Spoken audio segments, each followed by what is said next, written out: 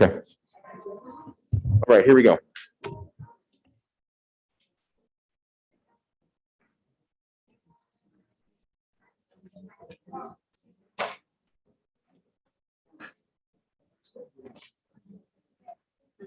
I still hear it. Mhm.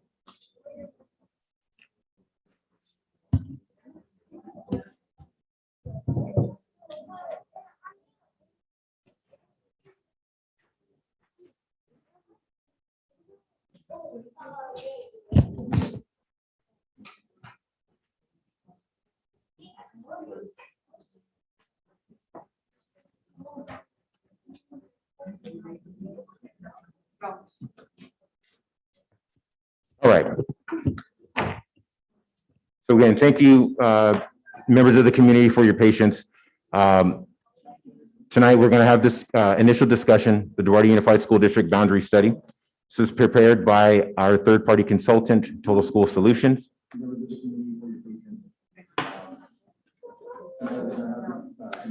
All right, so let's go to the next slide, Mr. Ramos. We can't do that. We can't do it this way.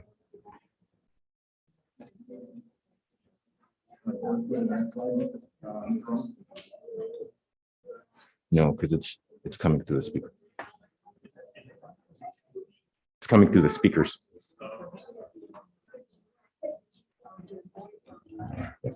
I just keep talking. The live stream. He's transmitting and live streaming at the same time. If he mutes his own live stream, the one from YouTube, fine. You'll be playing yourself. Gotcha. Thank you.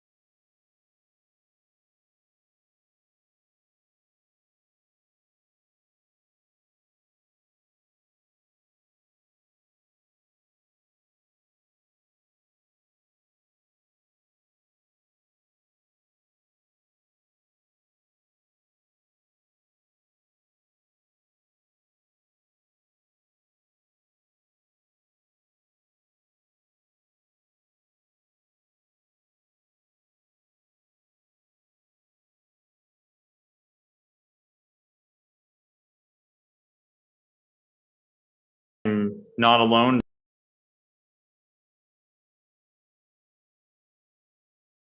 There's a lot.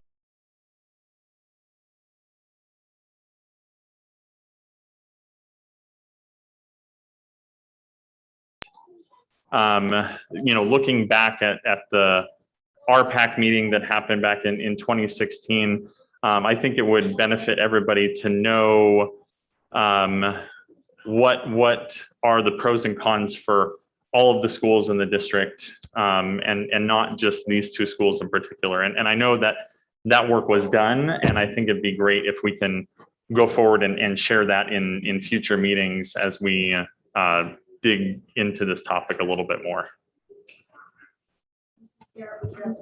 Mrs. Carroll. Yes, hi. I'm going to echo what James said, and I think we have to go revisit back 5 years and to talk about all the schools and figure it's just not pinpoint the two schools, but how it came to Beersley and Andrews Doherty.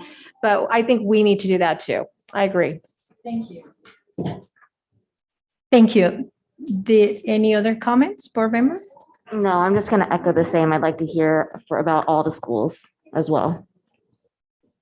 And we absolutely can. Again, this was an initial presentation. I would stress to the community and to members of the board that we know that this is it's a broader conversation, additional analysis, additional discussion, additional insight and information needs to be provided to the board as well as to the community to make the best informed decision about whatever it is that we decide to do.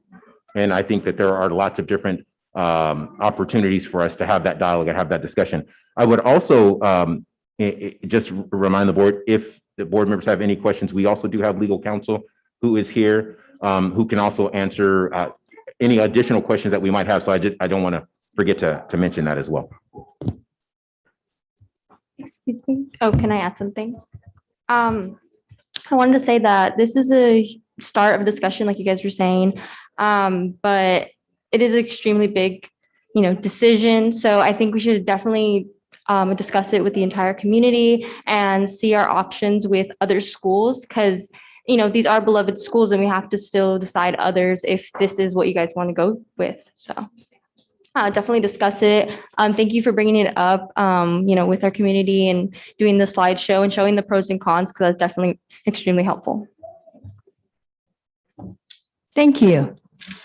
I echo every board member's comments that, yes, this is just the beginning and it's a lot to come. But I also want to mention, even though I haven't asked our superintendent, but I believe that due to the technical difficulties, tonight we will be holding a special board meeting to provide this presentation as a courtesy to those watching online and any other ones that might have to leave due to the delays. We hear from some people in the community that they are watching the presentation, but they cannot hear the comments. So we will hold a special meeting for that, but we really appreciate every single one that is here tonight, because we know how much we love our schools. There is no doubt about it, that you are here for a great reason. And during the time of the presentation, I didn't stop to think about how we're gonna fix this issue. But you know what? I focus more on those little kids that are right there, sitting down there with the parents and other ones over there, but see them playing in there. And that's the reason that all of you are here. I do understand that. And so thank you for even bringing your kids in here. They don't know what's going on, but they are the reason that all of us are here. My kids, some of my kids graduate from the high school, other ones from Maxwell, other ones from Royal Oaks.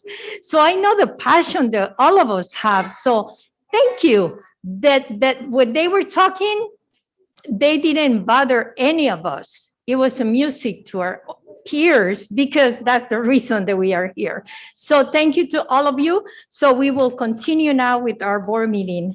And we move to item 10.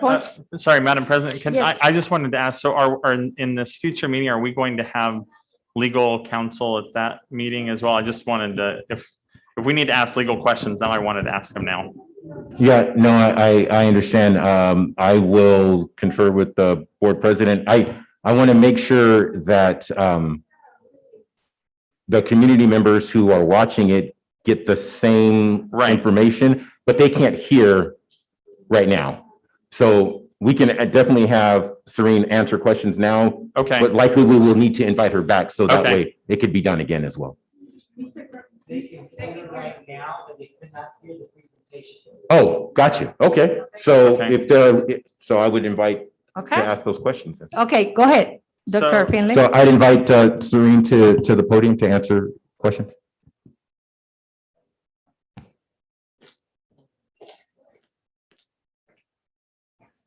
Good evening.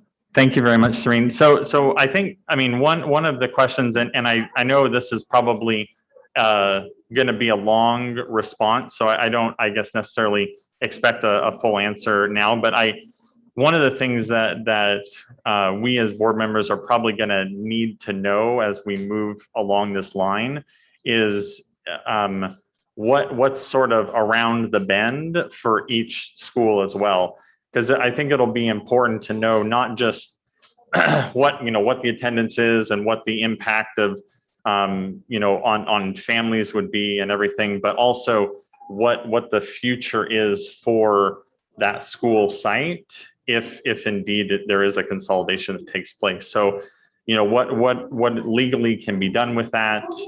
Is it sold? Is it leased? Is it, what happens with it? So if we could have those scenarios set out for each of the schools, I think that would be helpful, at least for me to know what's the next step beyond consolidation if in fact that's what we decide to do.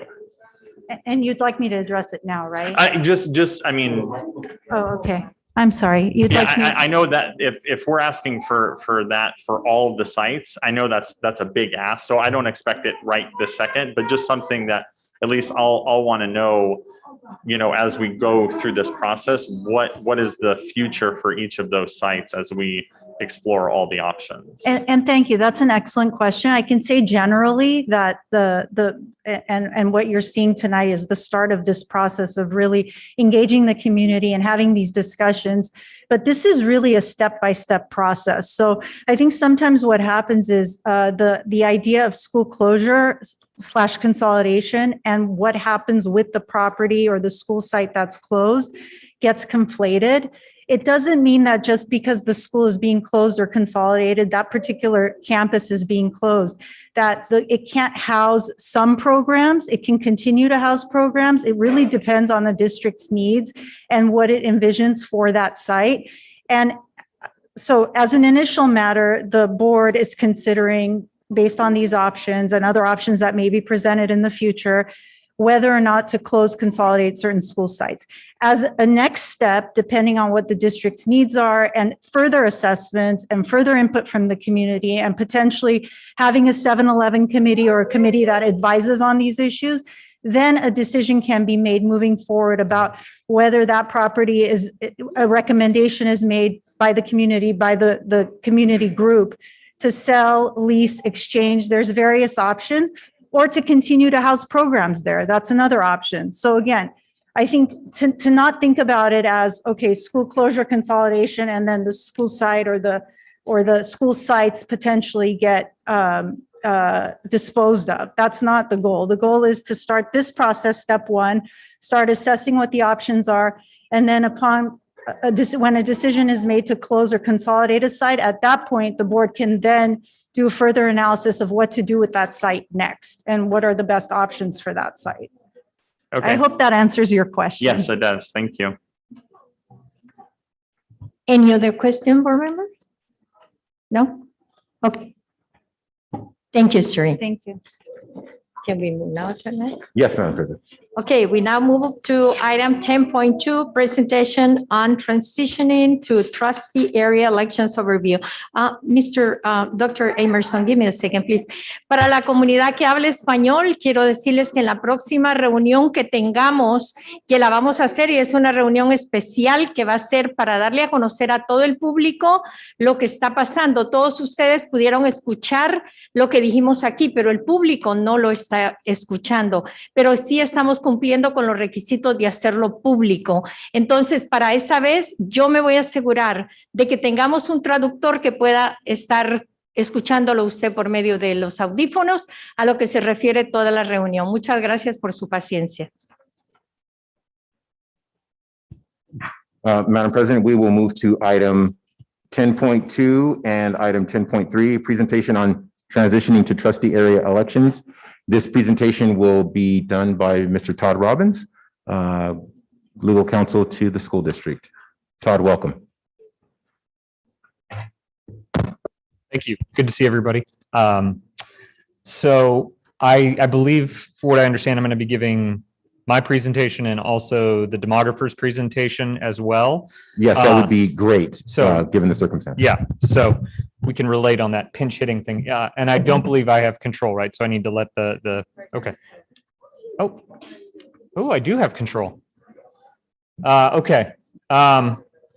So I just want to give a brief, quick review of why we're here.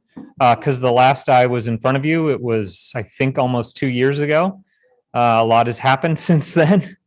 So if you recall back in, I believe it was 2019, the school district received a demand letter from an attorney here in Southern California informing the district that it should transition to by trustee area elections and move away from its at-large method of election. And if it did not do so, there was a threat of litigation attached to that. So during that time period, shortly after receiving the demand letter, I came and gave a presentation, and the board adopted what's called a resolution of intent to transition. And so you began the path to transition at that time.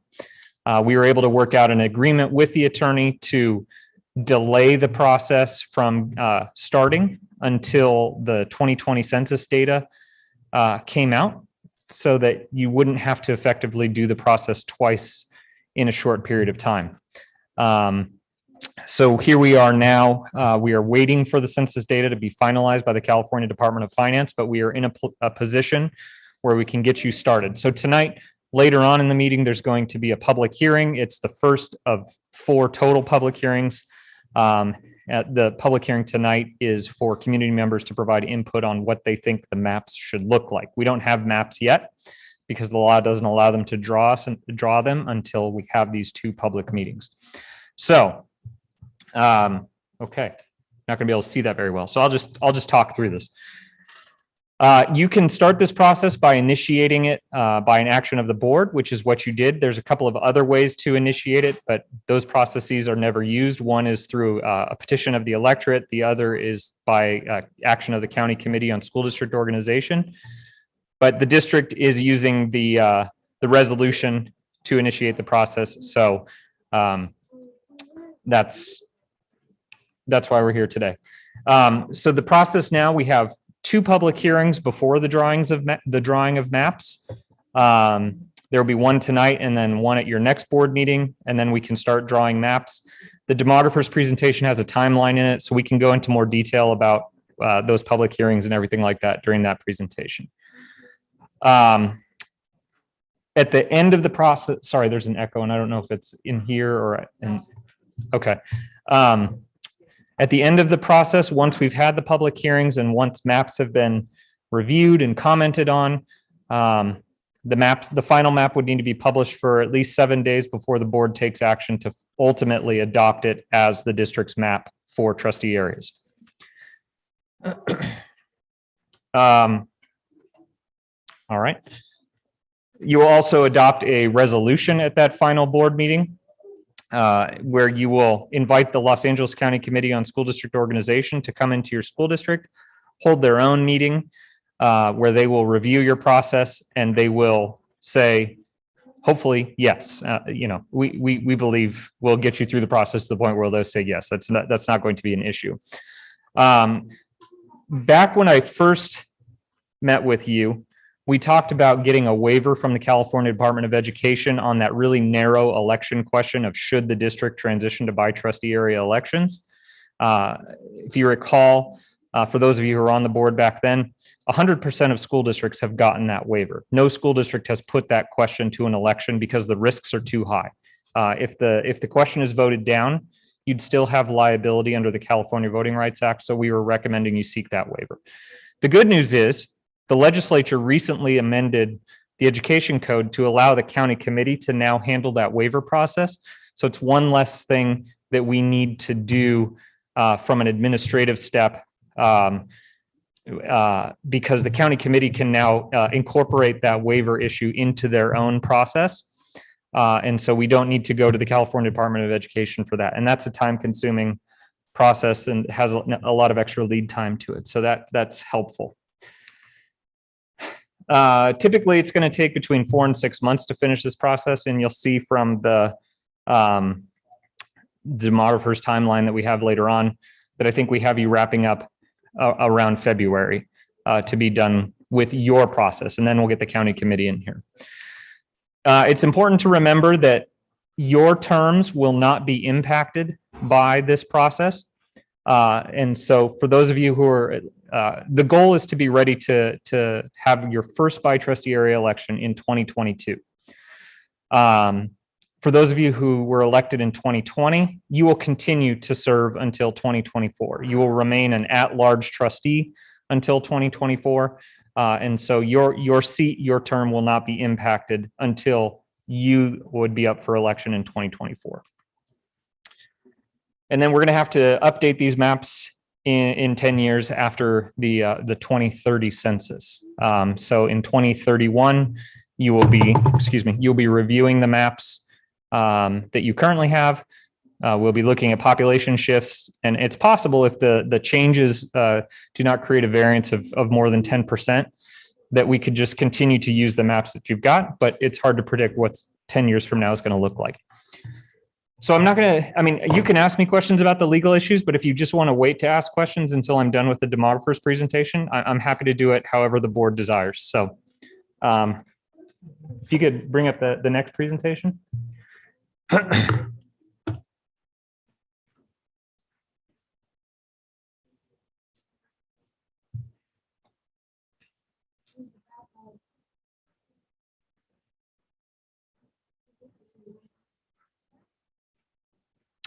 So the demographer that we're going to be working with is Cooperative Strategies.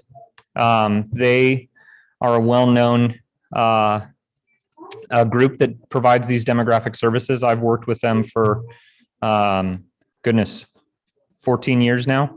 And so they are a known entity in this process, and they do really good work.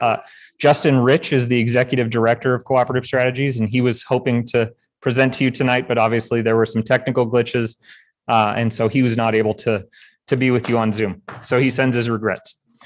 We're not going to go into too much of a background because the legal issues we just handled. I guess it's important to highlight this slide because we get a lot of questions. There are 3 methods of elections that the education code allows for. At-large elections, which is what you currently use, and that's where all of the members of the community get to vote for all 5 school board members. There are from trustee area elections, which is where trustee area boundaries are drawn and you're required to live within certain boundaries. However, it's still an at-large election to choose the board. And then there's by trustee area elections, which is what we're transitioning you to, which is where 5 trustee areas will be drawn. You will need to reside within a trustee area, and only the community members within that trustee area could vote for the trustee who resides in that area. Oftentimes we get a question, can we do kind of the city council model where we have 4 by trustee area trustees and 1 at large? And unfortunately, under the elections code, that's still considered an at-large election method. And so we have to follow the strictest compliance, which is to get you to strict by trustee area elections. So that's not going to be an option. So if I could have the help from the back room, just to make sure we get through this timeline, okay. Tonight is the first pre-map public hearing, and we have some suggested prompts for the community later on in the presentation that they can be thinking about. The next pre-map public hearing has to happen within 30 days of this one, and your next regular board meeting isn't till more than 30 days after today, if we were looking at your calendar. So we may need to schedule a special meeting for that purpose, Dr. Emerson. Once that second pre-map public hearing takes place, the good news is, well, fingers crossed, because everything's been delayed, but we anticipate having the census data at that point, and being able to draw conceptual maps. And we will work with Dr. Emerson to prepare those conceptual maps and bring you a number of options. They will be published before the October 21st board meeting. And so the community will be able to see them. They'll be available for you to review prior to the board meeting, and then there will be a public hearing on those maps at that time. If the school district has the capacity on their website, we recommend putting up a kind of a special page dedicated to this process where the community can go on, review the maps, zoom in, and provide comments 24 hours a day, 7 days a week. And then those comments would be compiled, provided to the demographer, and presented to you as a board for consideration. November, we're looking at the second public meeting, public hearing rather, on the proposed conceptual trustee area maps. And then there's a couple of options, understanding that December tends to be an organizational meeting and it may be busy with things that are happening in December. We could have a final vote on a map and the resolution at your December meeting, or we could push it to January. One thing I would want to do is in the not too distant future, I can reach out to the LA County Committee on School District Organization and see how many of these they're having to deal with, because their schedule may be impacted. And so that may drive a recommendation about when we recommend that you finish this process so that we can make sure that they can get in here in time to do theirs. And so we're anticipating January, February for the LA County Committee to come in here, review your process. And then, like I said, because that waiver language is included in there now, we've deleted the CDE portion that we would normally put in here, because thankfully we don't have to worry about that. And the LA County Committee has already told us, general counsel for them has told us that they will consider the new language that the legislature allows them to consider and include it in the resolution if it's warranted. So we anticipate that being something that will be available to us. Go ahead to the next slide. When drawing trustee areas and the maps, we have some factors that we have to consider. The first thing is we have to consider the total population of the district, and we have to divide it by 5. Each area has to be as equal in population as possible, with a variance of no greater than 10% from the largest trustee area to the smallest trustee area. The next consideration that we have to comply with is the Federal Voting Rights Act.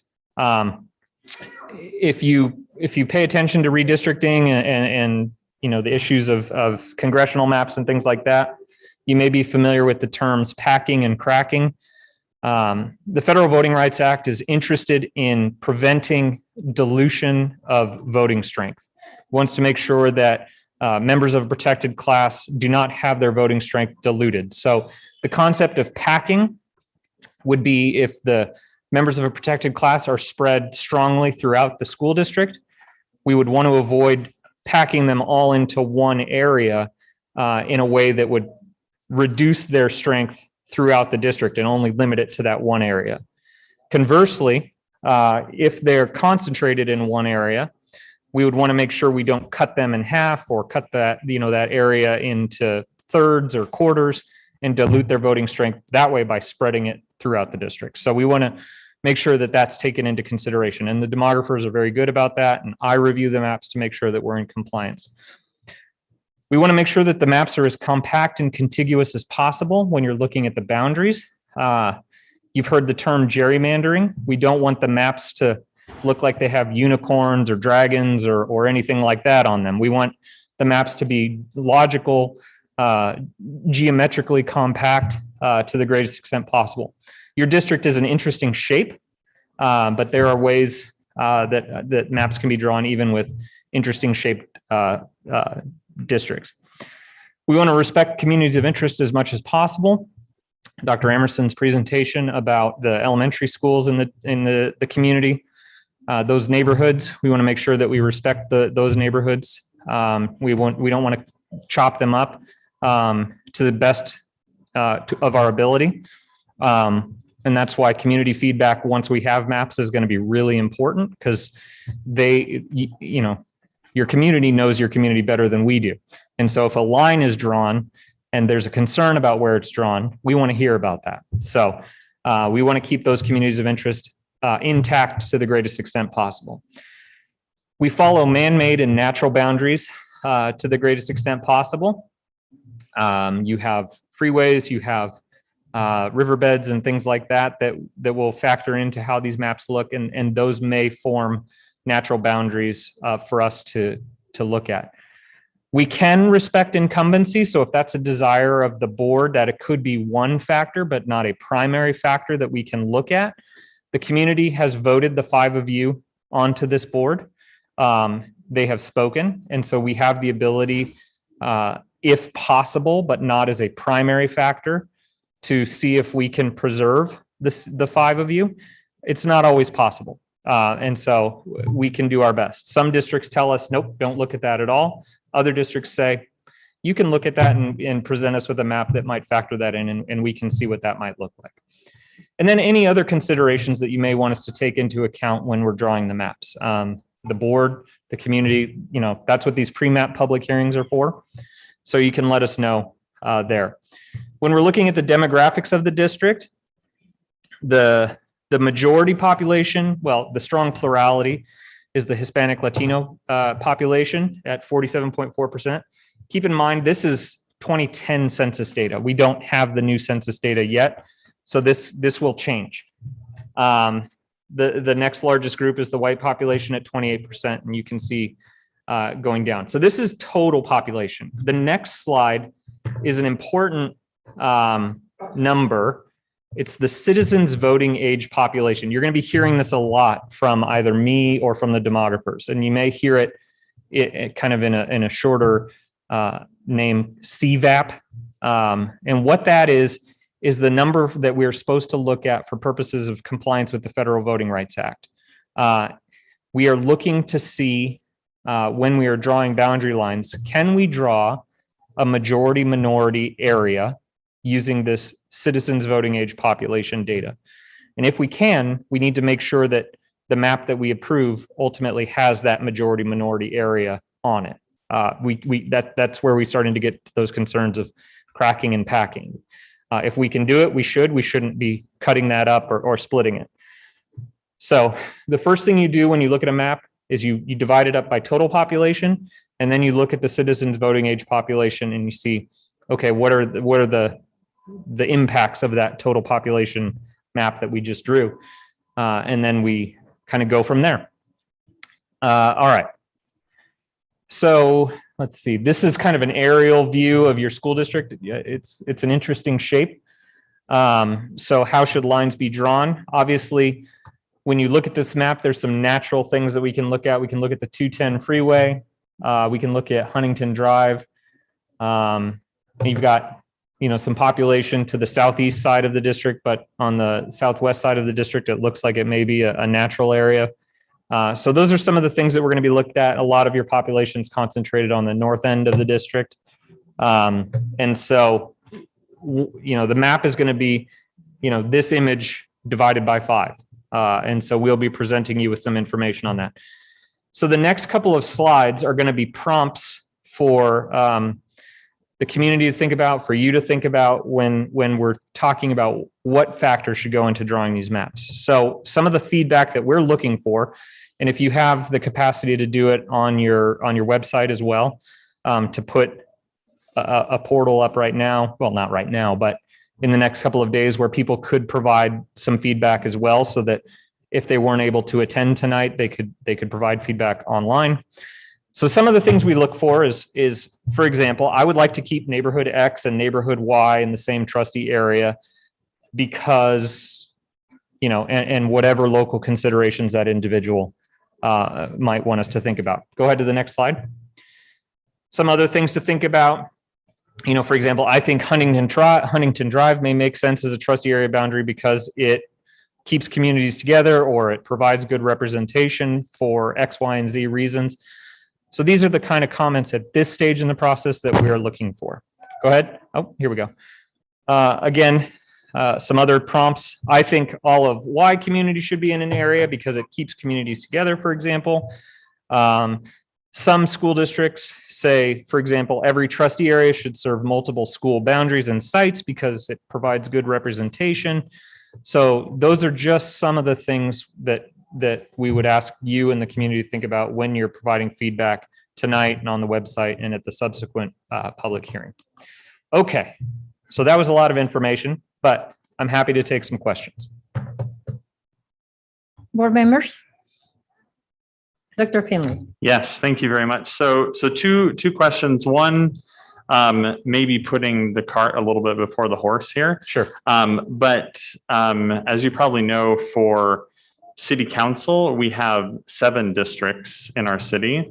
How do we prevent confusion between, someone who lives in District 3 for the school district and District 7 for the city council?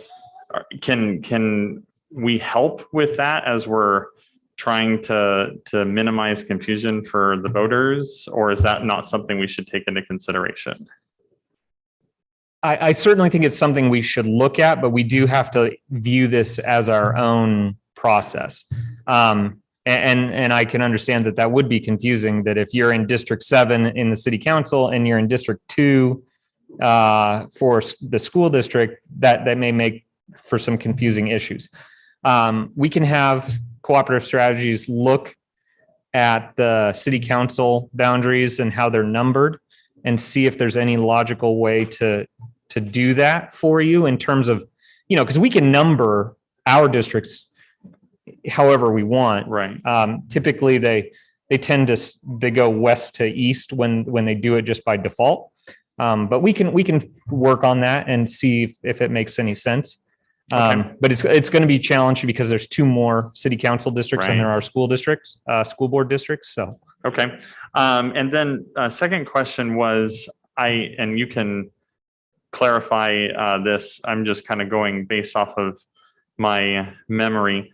The settlement agreement that we had, I think it had language in there about some boundaries that had to exist. So those are already sort of taken into account or already agreed upon.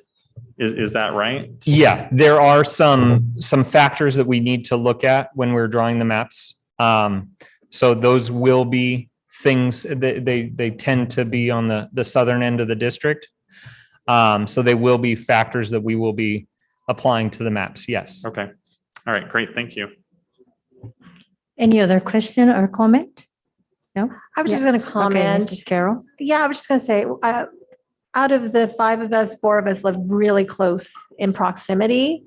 So that kind of, I'm sure there's going to be some difficulty with what we were talking about with trying to place what you had all on there, like the minority, the demographics. So Yeah. I know that's going to pose an issue. I guess the question is, how difficult is it? And something like this. And another question would be, I don't know if a lot of the audience knows, like, this is happening pretty much everywhere. Are local districts around us complying to this also? Yes. Also. So I primarily, let me answer your first Okay. question. If the board is interested in looking at a map that preserves incumbency, sees what that looks like. Again, the first thing we do is we divide it up by total population. We know where we'll ask the superintendent to give us your addresses so we can plop those on the map and you can see where you live and the community can see where you are. And then, we can look to see what's possible, but again, it can't be a primary factor. Again, we don't want those unicorns or dragons on our maps. But it can be a factor that we look at. And so we've seen it where trustees live close together. We had a district where they literally lived next door and there's nothing you can do about that. But if you live, in a relatively same area, sometimes it happens. So yes, The second question, I'm sorry, I'm blanking on your second Oh, question. if other districts, local. Oh, districts yes, around us yes. applied. I do primarily my work in LA, I'm sorry, in Orange County, San Bernardino, and Riverside. But just about every district there has transitioned. In fact, Riverside has 2 school districts that haven't transitioned and one just started in the process. So like they're mostly done. And San Bernardino County is the same. Orange County is all transitioned, and LA County is very strongly transitioned as well. So I think Pasadena's been transitioned. Some of your closer districts, yes. Okay. Yeah, you wouldn't be out on a ledge on this one. Thank you. Oh, I have a Mrs. Gu? Yes, thank you for the presentation. I was wondering, I know we're gonna put tools for our community members to give us feedback, but I'm wondering, can they also help determine the specific characteristics that we're gonna choose when drawing the maps? Could Yes, they be a part of that conversation, like creating a committee in partnership with you, with the demographers, as well as a community created group to work with the demographers to help develop, I guess, like principles on what we're looking for or what the community is looking for when drawing these boundaries? certainly. I mean, the district can do whatever it wants for Okay. community input. The law only requires these 4 public hearings, but school districts have kind of run the gamut on how they have done this. I helped a high school district. Goodness, that was a long time ago, like 8 years ago now, transition. And I think they held, I want to say between 16 and 20 community input meetings outside of school board meetings. So at the various high schools, they would hold them in the morning so that people who worked in the afternoon could attend. And what's interesting is, despite all of that feedback, we still, at the night that they voted to approve everything, we still got feedback that there wasn't enough community input. So, as much as and then other times we do community input meetings and nobody shows up. But you're certainly welcome to, provide direction to your superintendent. However much community feedback you want to do, in addition to these 4, in addition to the website, you certainly have the discretion to do that.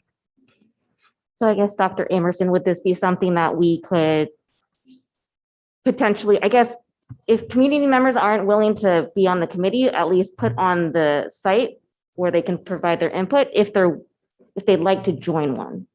Yeah, so I think that during the course of the presentation this evening, it gave some nice sentence stems and some examples of ways to give that feedback. We have robust tools that we already have in place. We can use Thought Exchange as a digital platform that gets a lot of community engagement and conversation going. Then we can use that to inform kind of a bigger thematic kind of pieces. And then we incorporate that into any kind of external community engagement, which we absolutely are going to do and will need to do to make sure we get that feedback.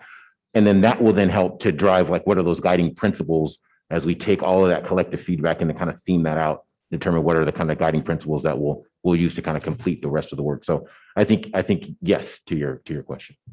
And just to expand upon that just a little bit, I mentioned in the presentation that any feedback that goes on the website comes to us and then comes to you, but it comes to us so that when it comes time to draw the maps, we can incorporate that in to the greatest extent possible. And then we would inform you when we're presenting the maps to you in the public meeting. This map has these considerations taken into it based on the feedback that we received on the website or whatever. Thank you. Yep. Okay, thank you, Todd. Thank you. Okay.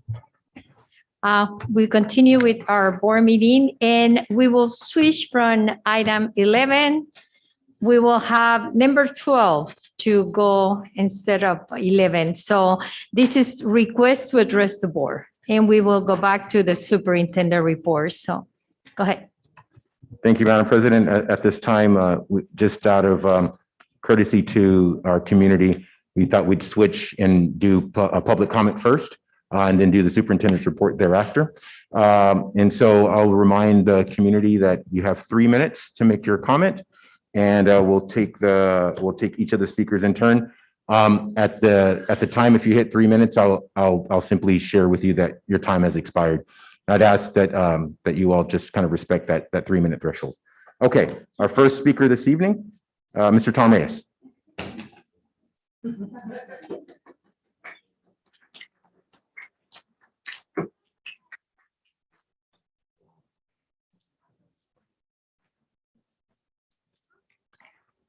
Good evening, Board. Dr. Emerson, Mr. President. I'm very disappointed in the direction this district has been going. It's taking a downward spiral. Still can't manage the budget. You're still approving a negative budget.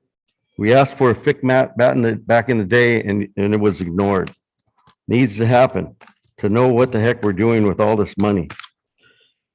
Dr. Emerson, your leadership or lack thereof is harming our children and the ability for them to learn. We hired you not to delegate your authority to Mr. Crosby, but to do your job. It's a shame that you're choosing the 2 schools that are in the heart of our city and that are used by our Parks and Rec department, sports groups, and families for recreation. This is a small town and we need our green space. Last time the board did this, we had several community meetings with plenty of notice given to the community and our parents and to allow plenty of input. If it was up to me, I would choose Valley View to close. 2/3 of the students are driven there by their parents. But of course, that's probably not going to happen because 4 out of the 5 of you live in that area. Thus, the need for districting for elections. That way we will have proper representation for this district. Turn Andrus Duarte into a junior high school. It used to be. Close Valley View, move all those resources to the other schools. Step up to the plate, Dr. Emerson. You need to be more visible. You need to be accessible. You need to be transparent. Do the right thing, board, on behalf of all our students. Thank you.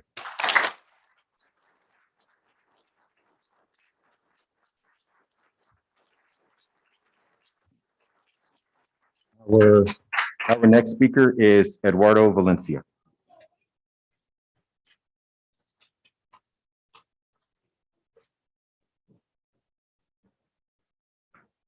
You have 3 minutes, sir. Thank you. Hello, everyone. I came just to get some information. After collecting the data that you have shown us, I believe that you have option A, right, which is to close Beardsley or Andrus Duarte or both.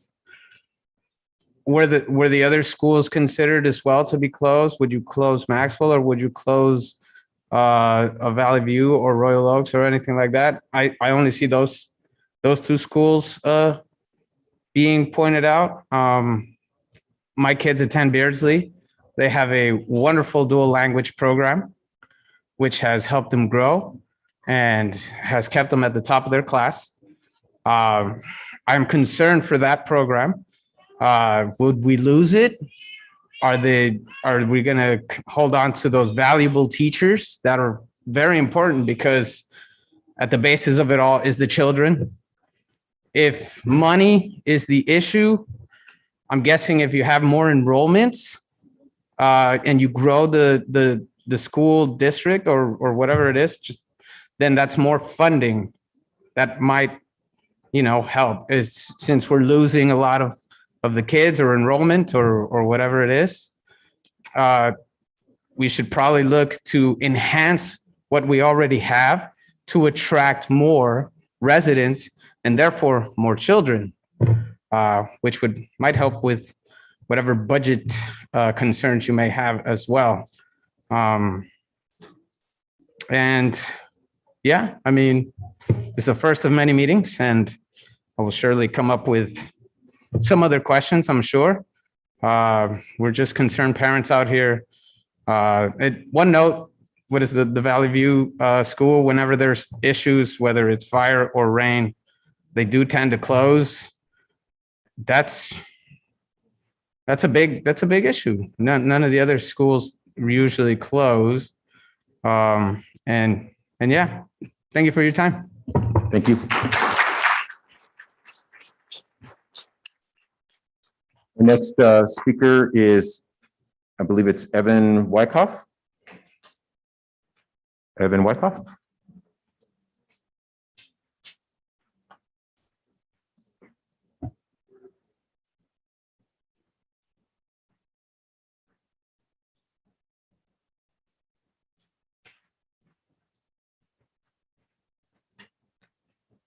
Hello, board.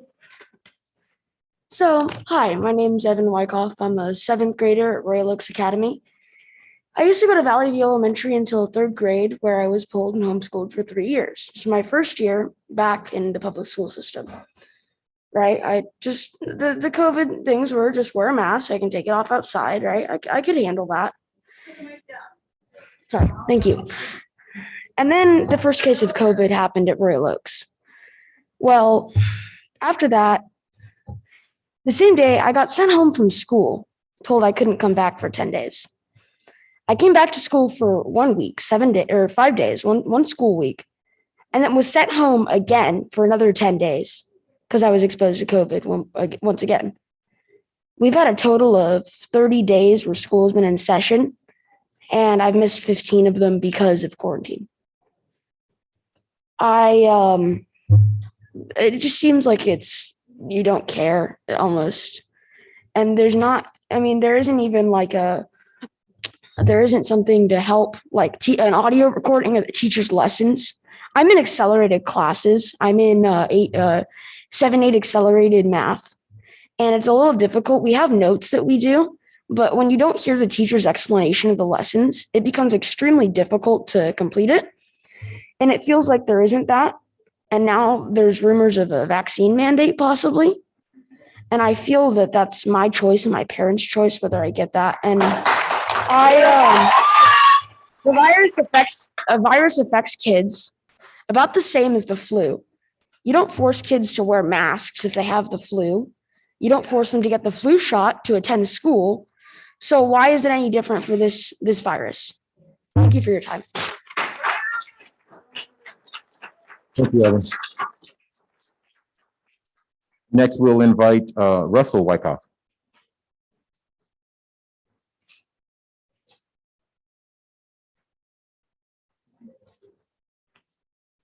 Good evening, board. I'm not a public speaker. I hate speaking in public. I hate doing this right here. But what I see going on has driven me to come out here. I do have to interrupt you, sir. Yes, sir. You are supposed to have a mask on while you're indoors.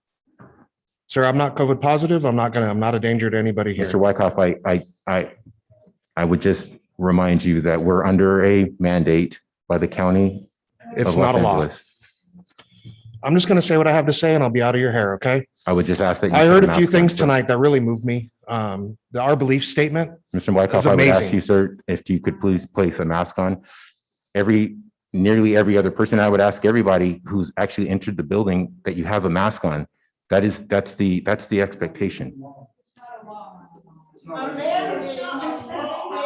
a public meeting where there are people here. I would just ask that you place a mask on, sir, please. Evan, bring me on us. Thank you, sir. I appreciate that.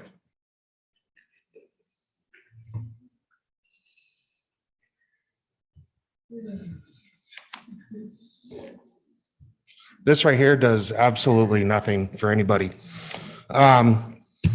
Anyway, I wanted to say, our belief statement really struck home with me. I think we're failing our kids though in that last line. We have the responsibility to find solutions that enable all students to learn. How can they learn when you're sending them home every other week? There's no method for classroom teaching for them. They're not able to ask questions. They have to email their teacher. Maybe they get a response, maybe they don't. I'm pissed. Excuse my language. I am pissed.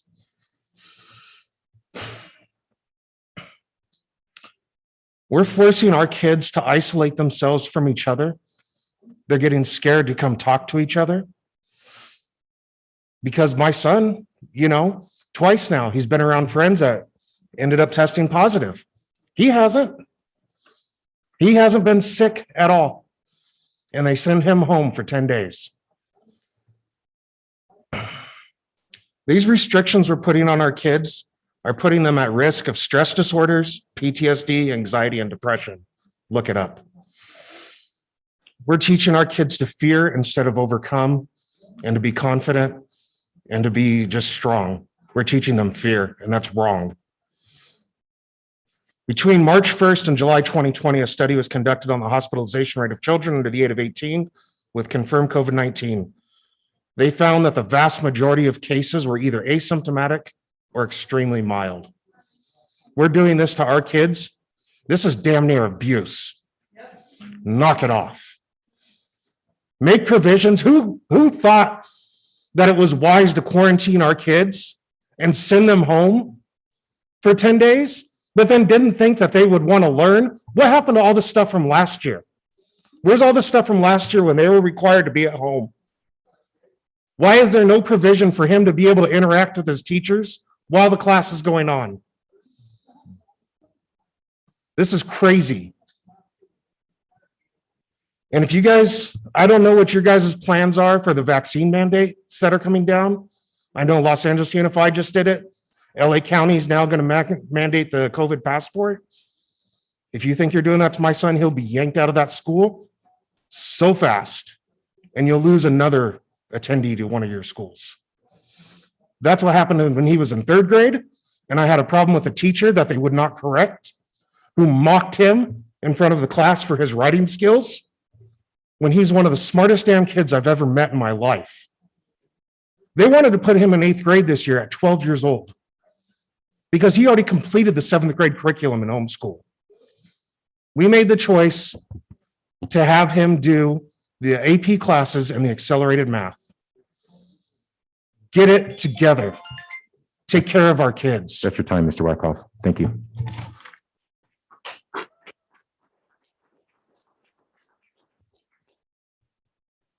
Next, I'd like to invite Cynthia Woodman.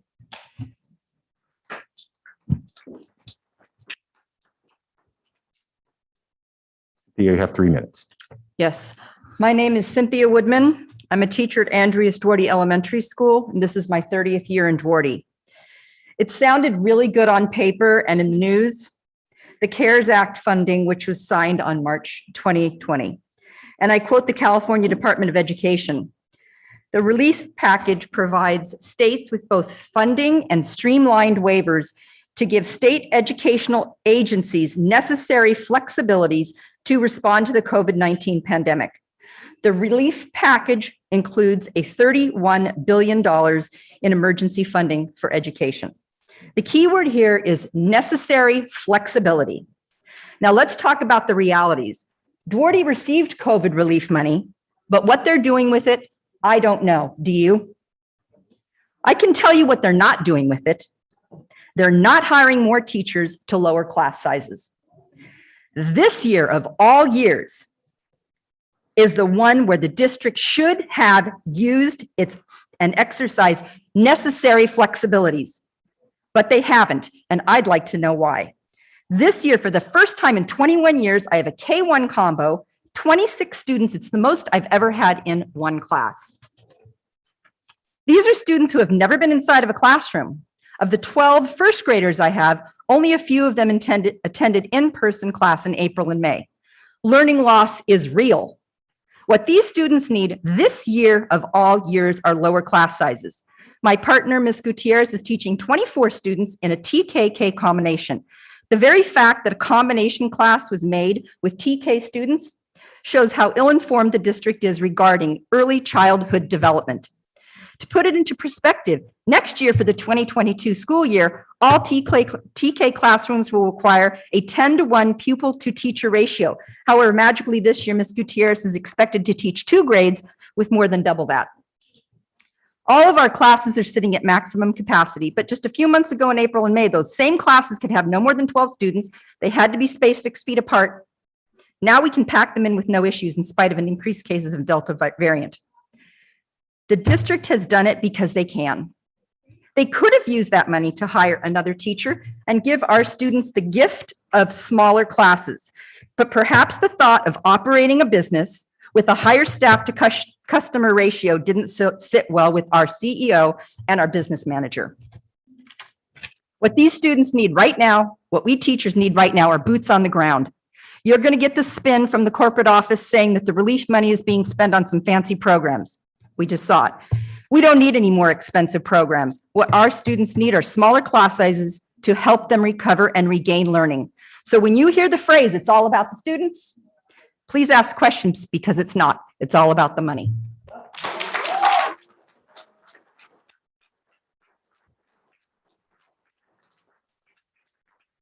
Next, I would invite Erica Sanchez, who's getting ready to sit down. Come on up, Erica.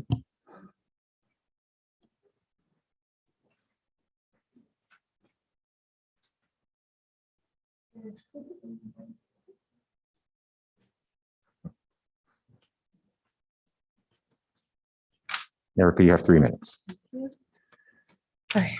Good evening. I'm just going to jump right in. I've sat on many a budget committee meeting. I know the district is in trouble financially and that school closure was a possibility. But as always, I have lots of questions.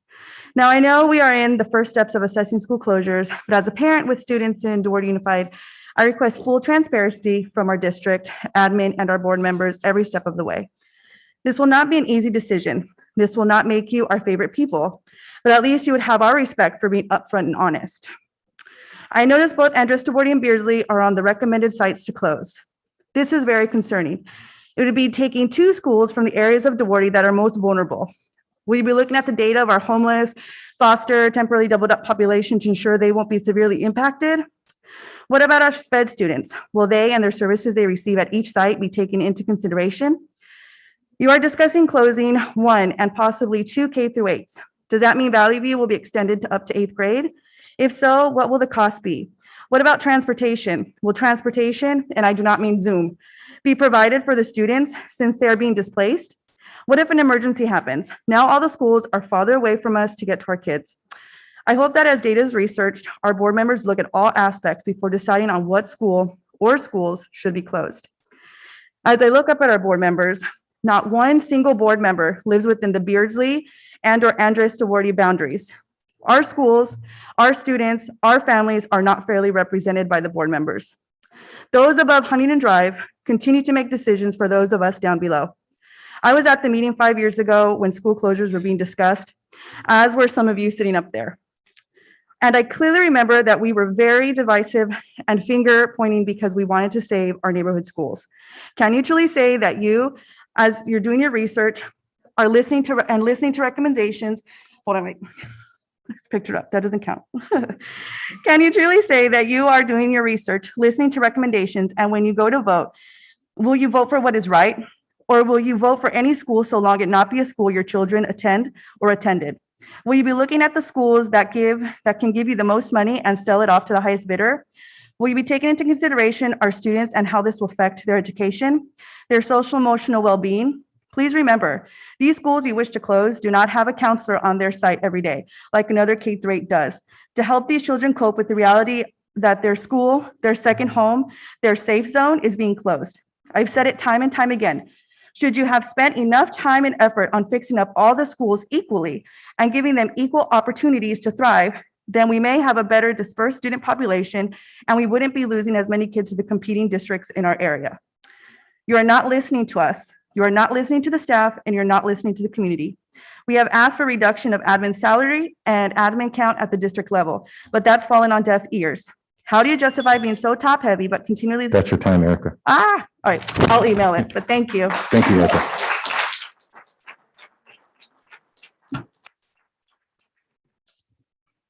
Next, I'll invite Joseph Chan.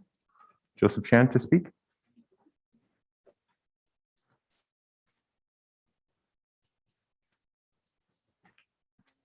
Joseph, you have 3 minutes. Yeah, so I'm a longtime community member. I remember riding my bike to hang out the bowling alley on Mount Olive.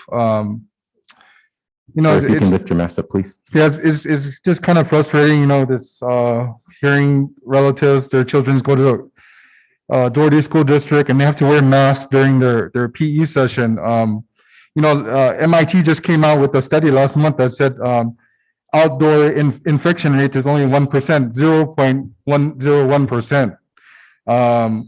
You know, there's a misconception that was put out by the CDC that was at 10%, but that was actually they counted indoor infection, so it's actually 1%. So I want to know, like, children have a hard time, especially a lot of children have asthma. How are you going to mandate that they have to wear masks outdoors during PE? Like, what kind of common sense is that? And then also, in 2020, Dr. Fauci said that, you know, masks are basically ineffective unless, you know, it's blocking droplets from, like, if you cough or you're sneezing.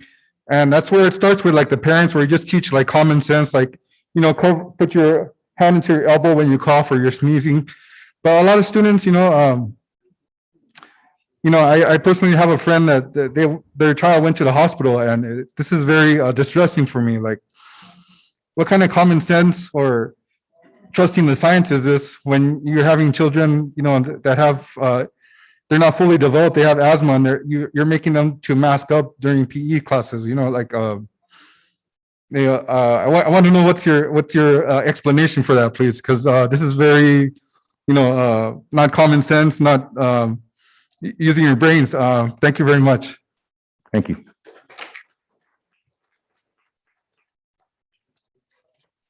Next, I'd like to invite Heather Messner.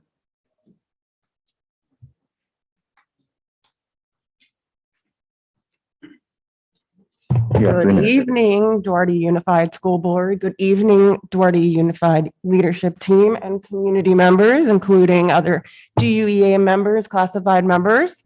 Tonight, I'm addressing the board after, like 2.5 years of watching on virtual devices. The last time I got to speak was February of 2019. So I would like to formally congratulate our GUEA and Door School Board member, Jackie Koo, former math teacher. It's a pleasure to get to address you in person. So, and all of you, I'm extremely excited to be here.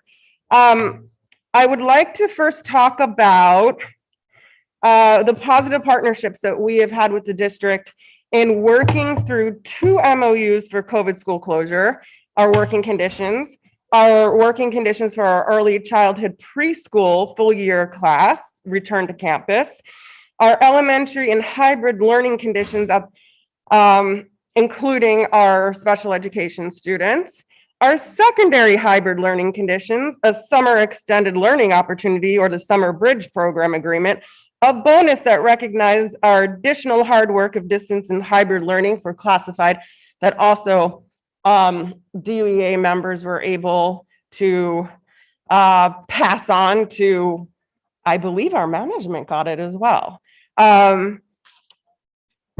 We now have just signed an extension of COVID leave to December 31st. So we've had amazing partnerships working together with the district on creating all different types of agreements that affect the learning conditions of our students.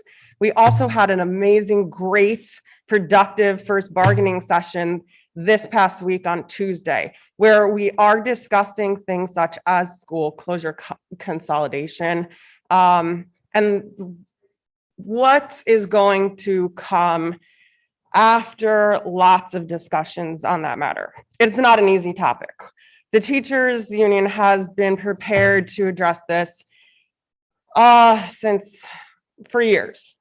We've seen the effects of having smaller middle schools at the Southern K-8s for a while now. And what Dr. Amerson had said about making an optimal learning condition for our middle schools is something that we 100% are advocating for. We don't see the same learning opportunities at our southern schools as compared to our Royal Oaks campus. Essentially, when Northview went away, Royal Oaks became the next Northview. And I'm not saying that having small K-8 schools are not good. They're great. They're safe. They're nurturing. That's your time, Heather. Oh, okay. Well, we have a lot more discussions, including the safety of teachers and students coming up, but we are 100% here to partner with you. Thank you. Thanks.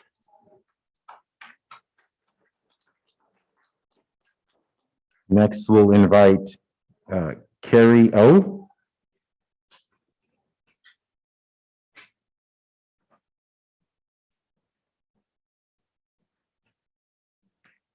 I would ask Carrie, do you have a mask? Your city guidelines say that you have an exemption, that you honor exemptions. So I'm asking you not to discriminate against me.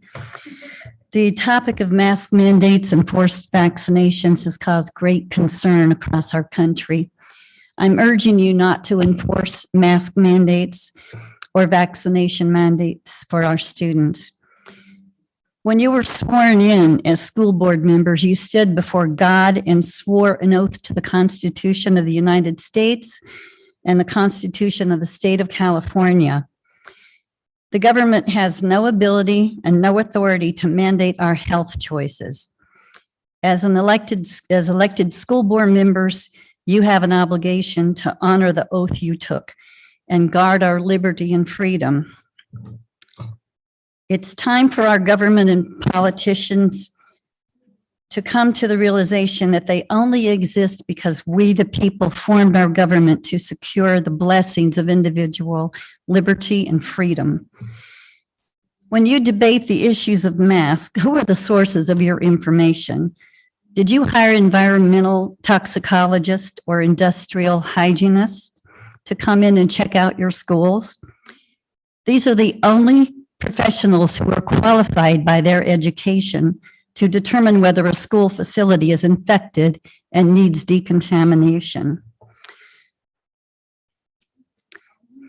By the way, the people with this expertise would not recommend masks. In fact, they've been vocal critics of the mask because they know the mask cannot stop the virus, which is thousands of times smaller than the holes in the mask. Instead, these experts would focus on decontamination or ventilation. Is your source of information coming from the health department? If so, what are their qualifications? Are they experts in virology? Do they have advanced degrees in virology? Are they experts in epidemiology? Have they published papers in peer-reviewed journals? Have they ever served as expert witnesses in a court of law? Have they lectured internationally or domestically on the subject? What makes them experts? Is the CDC the source of your information? The CDC completed the largest study of its kind. It's the only one of its kind that directly compared mask-wearing students to non-mask-wearing students. The conclusion of their study is that there's no statistical benefits to wearing a mask. Is your expert from the state? How does someone from the state give you the information so that you can do due diligence and make this kind of decision? How did you come to the conclusion that your students were in imminent danger and needed to wear a mask? Did the state present you with peer-reviewed literature? Carrie, that is your time. Okay, in closing, I would just like to remind you as school board members, you have no authority whatsoever to mandate masks or vaccines to your students. Our students, not your students.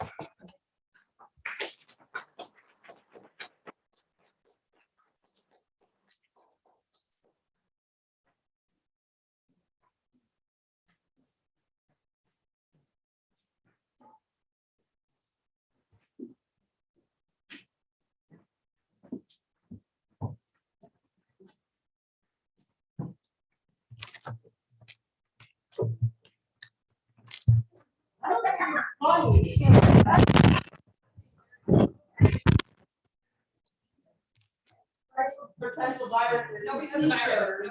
99.95% survival rate. Yep. All right, well. 99.95% survival rate.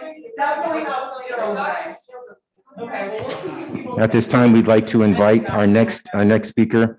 And just, I would just remind our community, I understand the passion. However, our kids are watching, community is watching. Let's be civil and let's have people share their thoughts. And again, I would just ask that we respect the fact that it's a reasonable expectation to place a mask on your face while you're speaking at a microphone that several other people will speak at. That's all I'm asking. That's all I'm asking. At this time, I'd like to invite Pat Shear to speak.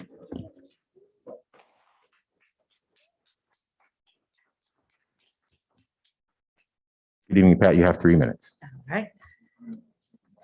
Well, good evening. I'm here to give you an update on our bargaining. We opened bargaining this last Tuesday. And in attendance, myself, Andrew Thill, we are co-leads this year, along with Teresa George and Ozzy Hernandez. And of course, the district team, Nadia, Rick, Jenny Romero, and Louis Haro. And then Jim was there also to give us a good presentation. So we are definitely aware, and we discussed the issues that are going on with COVID and school closure and outstanding things such as the retirement packages. Jim gave us a very good presentation on how the ESSER money is going, the 3 different ESSER fundings. He told us that ESSER 1 funds have already been spent. ESSER 2 funds are either spent or earmarked, and ESSER 3 funds have a list of what can and cannot be used. Now, knowing that the district books just closed last week, he has told us he will give us details on that for the next negotiating meeting, which is very reasonable. You have to close the books in order to have the details. So we had requested input on bargaining on how the money in ESSER 3 is being spent, especially in anything that would pertain to salary, benefits, working condition, hours, because there's a lot of things in that area that would affect that on what they're telling us ESSER 3 can and hopefully will be spent on. We had a high-level overview of the unaudited actuals, but again, because that's being released tonight to the board, we were not given the details as we shouldn't be, because you need to have that information first before it's made public.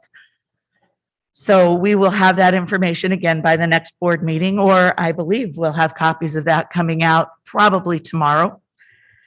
So we made a good progress for our starting information. We did discuss the budget stabilization plan, and given all the things that happened last year, we understand that the progress that we wanted to make on that plan was not made, but we made a ton of good progress. We also presented for the DUEA a compensation proposal based on the COLA fundings that the state is given. And as per our normal procedure, we issue a proposal, or the district issues a proposal, and then you take time, look at it, research it, and come back with a counter. So at next time, we will probably see a counter for that one. Also, the district proposed a wonderful MOU that extends our 80 hours of COVID relief pay should you become sick. And we were able to sign that right away. So Pat, thank that's you your so time, much Pat. for that. That's your I just want- time. Overall, it was very productive, and we wanted to say thank you. Thank you, Pat.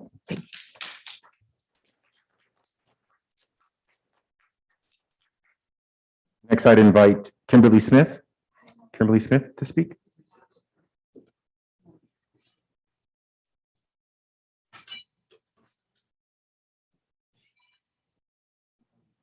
Kimberly, do you have a mask? You can't discriminate against me. I have a medical condition. The young ladies sworn in the beginning of the meeting, young ladies were sworn in the beginning of the meeting, and they promised to defend the Constitution, and everyone in here clapped for them. Every single one of you with a face mask on your face that is stripping yourself of your First Amendment right. The hypocrisy of every single person is astounding and it is embarrassing. A child came up to the podium, a child that has more common sense and fight than every person in this room. A child came up here. That face mask is unconstitutional. My grandfather was killed during World War II. He didn't sacrifice his life to sit here to have face masks put on these people and to be controlled by the tyrannical government. You're stripping the kids, you're stripping the people of their First Amendment right, and I do not appreciate it. Gavin Newsom and the Department of Health, they have no right to strip us of our rights. They are scaring the people of the state of California, like that woman over there, in the name of control. The name of control. The face mask has to do with control. It has nothing to do with the virus. Even if one little drop of the gets into the respiratory system, the virus is 99.9% survivable without any medical intervention. There are proven medications to knock it out of your system and get you feeling better within hours. It is treatable. The people did not die because of COVID. They died because of the mismanagement of the medical doctors. Less than 40,000 Americans have died from the virus.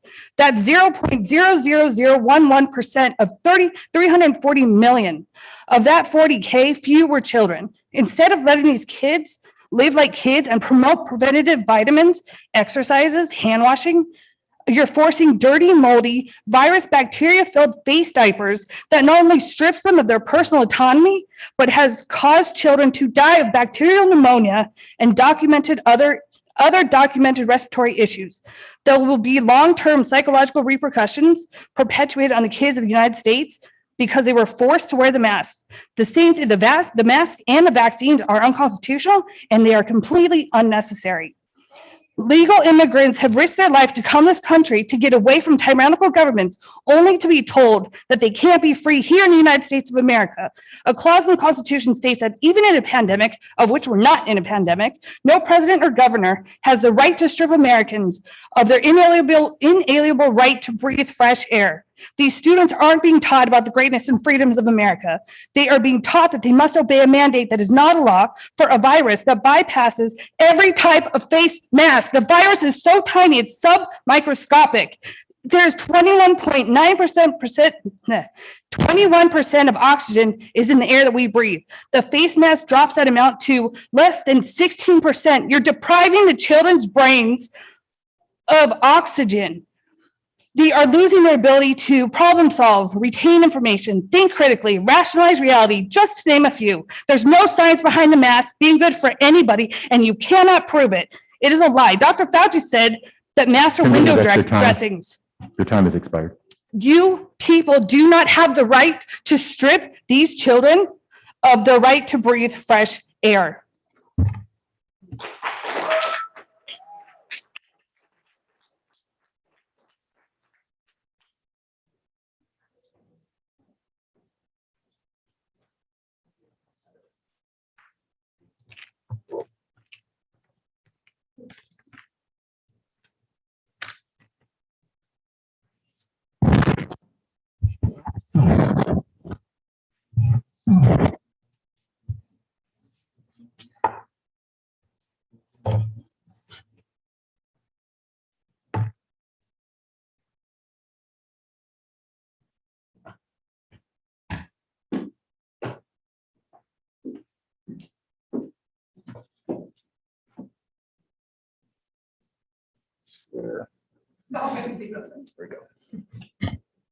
Next, I'd like to invite Carla Orantes.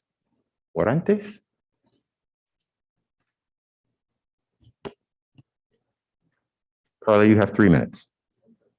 Buenas noches. Mi nombre es Carla Orantes. Good evening, my name is Carla Orantes. Mi motivo de estar aquí es porque mi niño Brian Donis está en Andrés Duarte. Él necesita transportación. Ahorita no la tiene. Mi niño que está en la escuela necesita transportación. What school? ¿Cuál escuela? Andrés Duarte. Andrés Duarte. Él asiste a Andrés Duarte. Sí, él es especial. Si no lo tengo en Brisley, es por lo mismo de que él necesita clases especiales. My son goes to Andres Duarte and he needs transportation, but he doesn't have it. And he doesn't go to Berkeley School is because they don't have transportation. Me le quitaron la transportación sin darme motivo ni razón. They ¿Cuál took fue el away the motivo? transportation without giving me any reason. Y necesito que me den por escrito que le han quitado la transportación a mi hijo. And I need by writing that you have taken away the transportation to my son. También mi hijo Cristian está en Brisley y hoy me enteré que la van a cerrar. Me gustaría saber también por qué. Mi hijo también está en les. Oh, I'm sorry. My Christian. son is also at Berkeley School, and I find out tonight that it's going to be closed, and I like to have a reason why. Tengo a Cristian hace 5 años en esa escuela. Es una excelente escuela. Yo no he tenido problemas. Mi hijo ha prosperado muchísimo. No he tenido problemas, ni él ha tenido problemas porque tiene excelentes calificaciones y todo se lo debo a la Brisley. My son Christian has been 3 years at 3 años? 5 años at Berkeley School, and I haven't had any problem with them. That is an excellent school, and I am very thankful to. ¿A quién le agradece, dijo? A la escuela pues tiene excelentes maestras. The school has wonderful teachers. Miss Luna. Miss Ahorita Luna. es Miss Torres, pero he estado con Miss Luna. Right now, his teacher is Mrs. Torres, but he had been with Mrs. Luna. ¿Algo más? Y Brian, pues sí me gustaría, como ya le dije, a una descripción de por qué el bus no lo recoge. También he tenido problemas de que hay muchos días que el bus ni siquiera me lo llega a dejar. Nadie a mí me informa si el niño va a llegar o no va a llegar en bus. Y yo lo que necesito es que se tomen el tiempo en llamarme. Para eso tienen mi número de teléfono, para yo recoger a mi hijo. No lo puedo recoger exactamente a las 2:30 porque a esa hora sale Cristian, pero sí puedo llegar a la escuela después de las 2:30. So I really like to know what's going on with my son transportation because I have to pick up Christian at Berkeley and then I have to go to Andrés Duarte. Su tiempo ha concluido. Okay, El gracias. superintendente se That's comunicará time. con usted. Gracias. Gracias.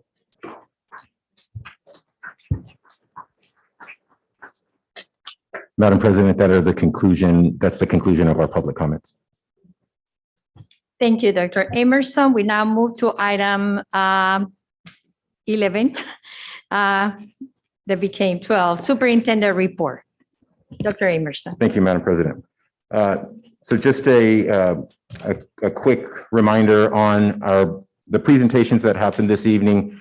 I'll remind members of the community that we started a conversation this evening. There are a number of big items and big processes that we are working through as a school community and as a city.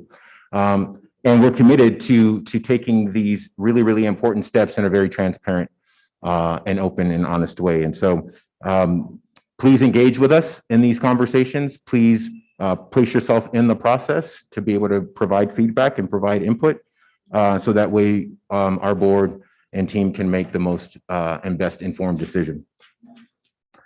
Also, I just want to talk a little bit about, school reopening. And there's lots of excitement. There's a lot of good things happening at our schools. Doing school visits. We started our learning walks back. We're out and we're seeing good things happening in classes. Yes, we are challenged with COVID. COVID is real and is a real issue and a real concern that we're going to continue to focus and do everything we can to keep our students and our staff safe, full stop. That is our priority, and it will continue to be that. But there's great learning happening in our schools. Go into any of our classrooms and you see good learning happening. You see good instruction. You see high levels of engagement. You see high student and teacher interaction. That's what's happening on the ground. I see it with my own eyes.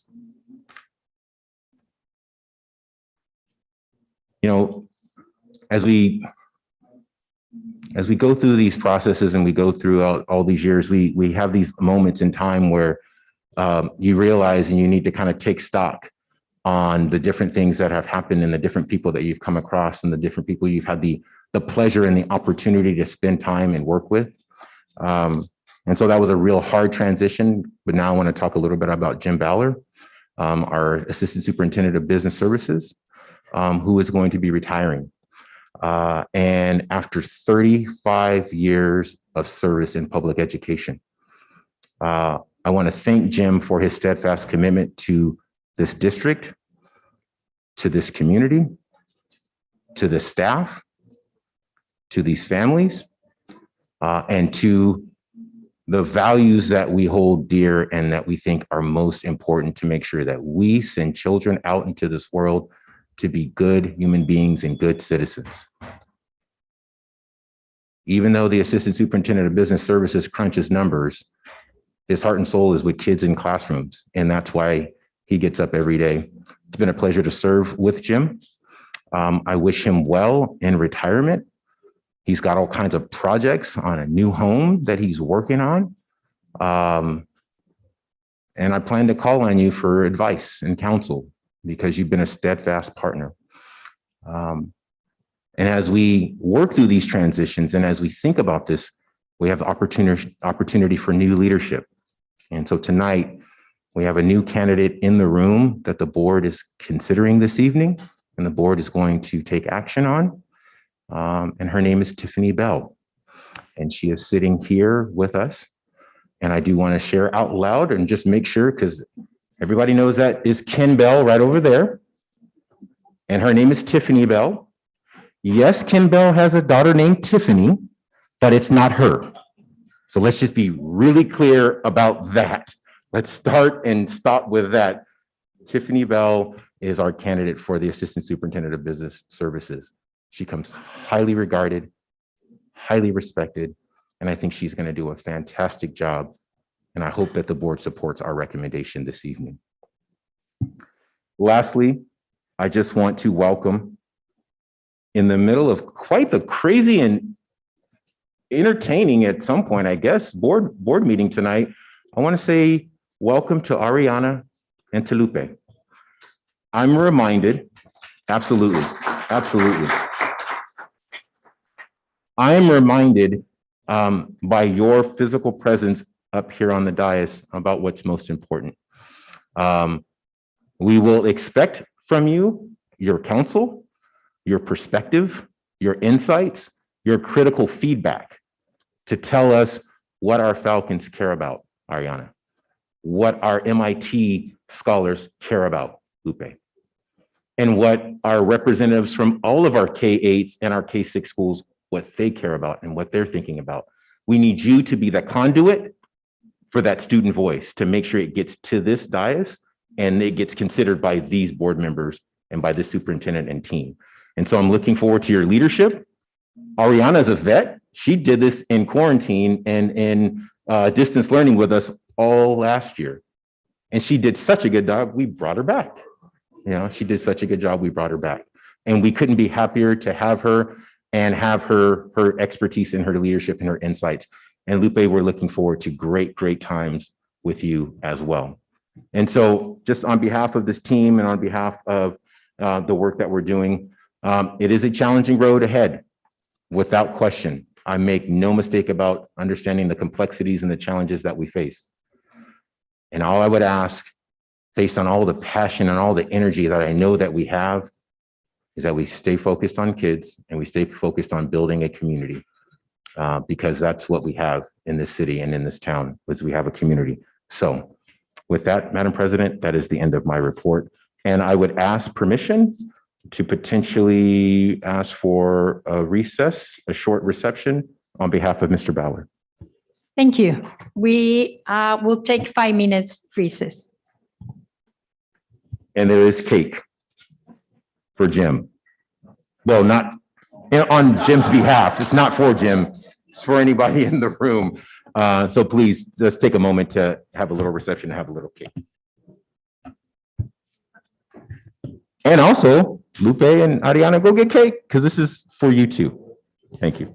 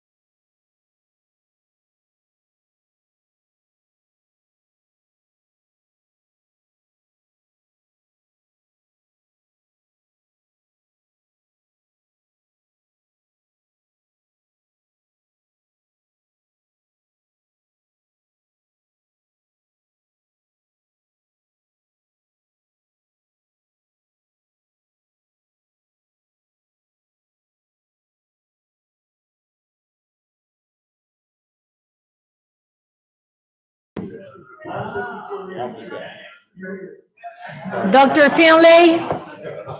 Come on, Dr. Finlay is engaged now. Dr. Finlay? I don't know. Wow. James? Dr. James Finley, Dr. James Finley. Mrs. Cece Carroll, please. I know, huh?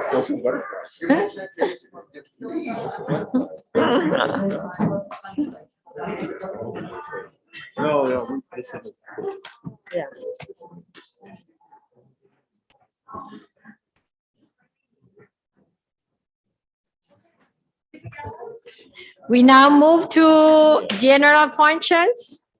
Item 13.1, approve the minutes of the regular meeting. I need a motion. Moved by Mr. Bell, second. Second. Second by Miss, it was Cece James Finley, Dr. Finley. And Mercedes, did I ask now all in favor or by name? Madam President, it's, if there's any discussion, and then it's just a voice vote, no roll call needed. Okay. It was moved by Mr. Bell, second by Dr. Finley. There is any discussion? No? Then all in favor? Aye.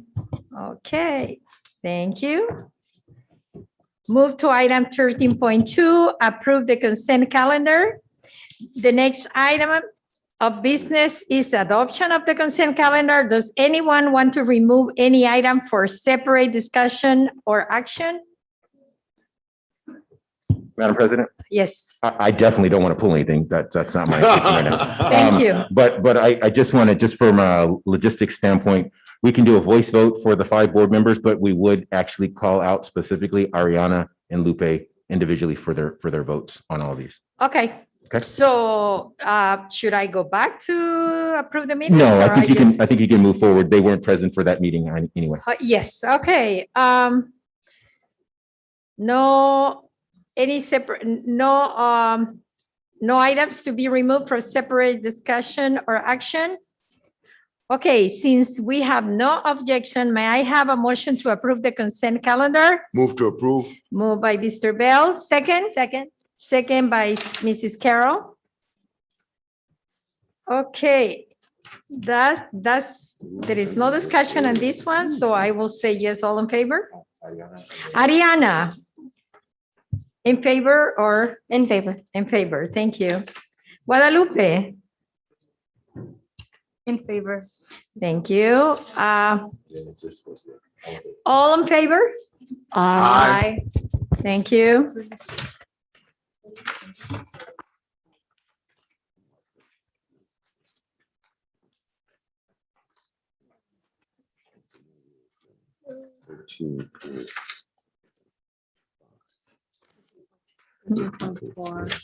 Give me a second.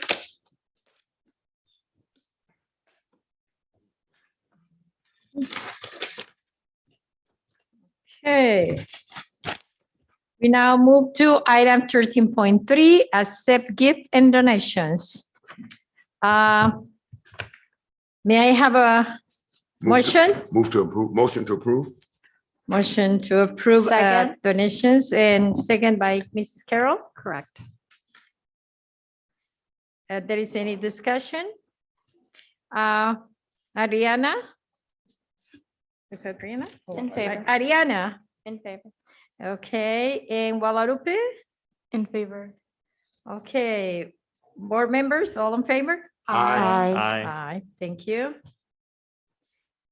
Item 13.4, first reading of board policies. May I have a motion? Motion to approve.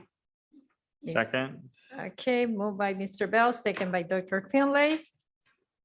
There is any discussion? Okay, Ariana? In favor. Guadalupe? In favor. All in favor? Aye. 13.5, third quarter 2020-2021 fiscal year results of site visits, reviews, and uniform complaint data. Move to approve. This is received just for information. Okay, So I hope, I know that all of us read this, so it's just received by information. 13.6, board representatives to the Community Education Council, CEC. So I need a motion. Motion to approve. Motion to approve by Mr. Bell, second. Second by Mrs. Koo. Any discussion? Yes, Madam President. I was just wondering, well, so first of all, I want to thank the representatives that each of us board members have and for their willingness to serve on the CEC. I was just wondering if we could get maybe not at this meeting, but at a future meeting, just like a summary of what's the meetings that they've been having. I think they've been meeting virtually over the past little while, but I don't know how regular those meetings have been or anything. So if we could get a report back on that at our next meeting, that would be awesome. Madam President? Yes, sir.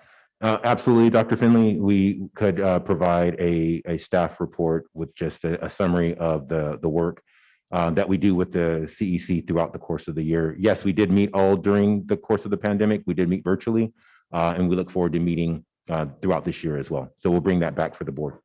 Perfect. Thank you very much. Thank you, Dr. Emerson. So Ariana? In favor. Guadalupe? In favor. And all in favor? Aye. Item 14, personal student services. 14.1, approval of rate increase for day-to-day and long-term to certificate substitutes. May I have a motion? Move to approve. Moved by Mr. Bell. Second by Mrs. Carroll. Yeah. Any discussion? Yes, Madam President. Thank you. Go ahead, Mr. Finley. So I was just wondering if I could, I don't know if this is for probably Mr. Crosby. So I was talking to some teachers this week, and they had mentioned that sometimes it's hard to find subs. I think that this is probably going to help with that, but I was just curious, what happens when we can't find a sub?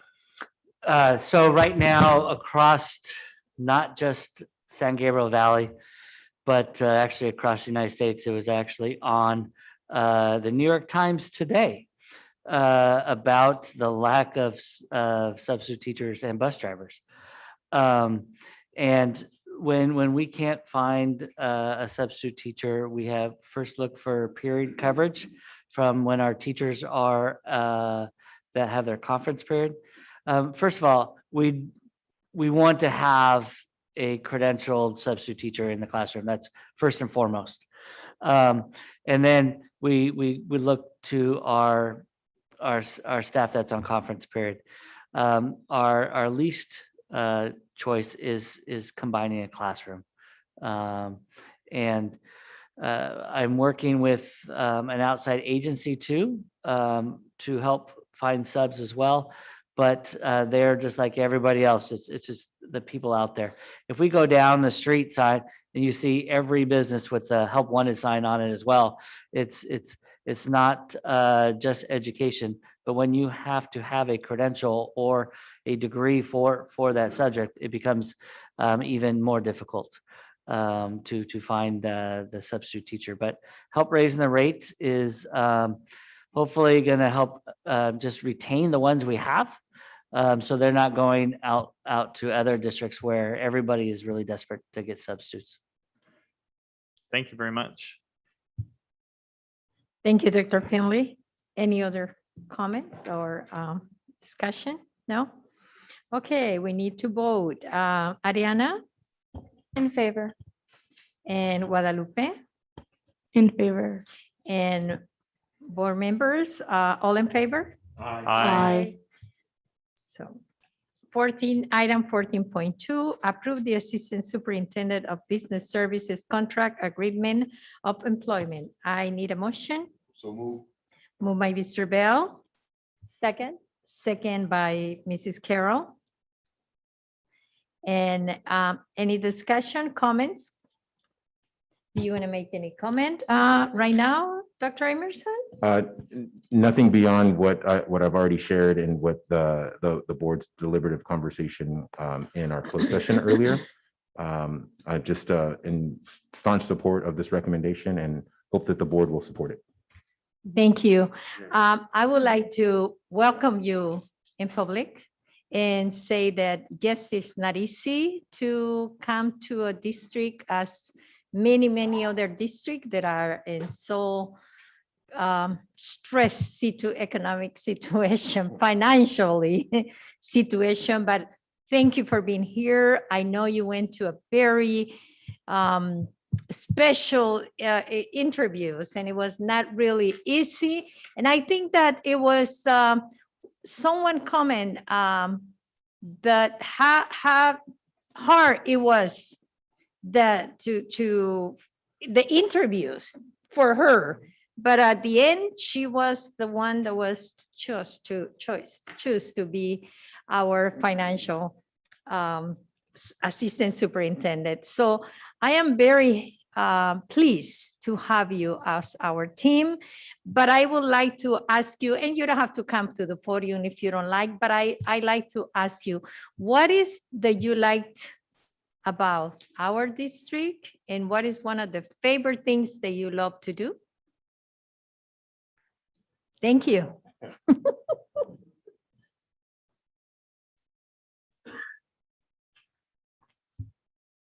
Well, first, I'd like to thank the board.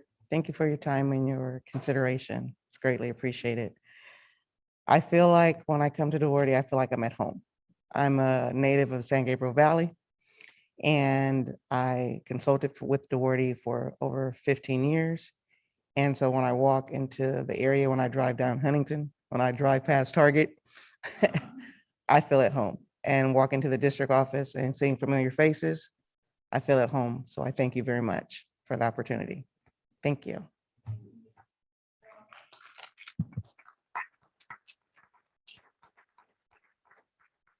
And I did ask for move and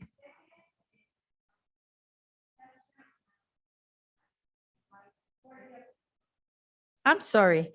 I'm gonna ask again for the approved the Assistant Superintendent of Business Services Contract Agreement of Employment.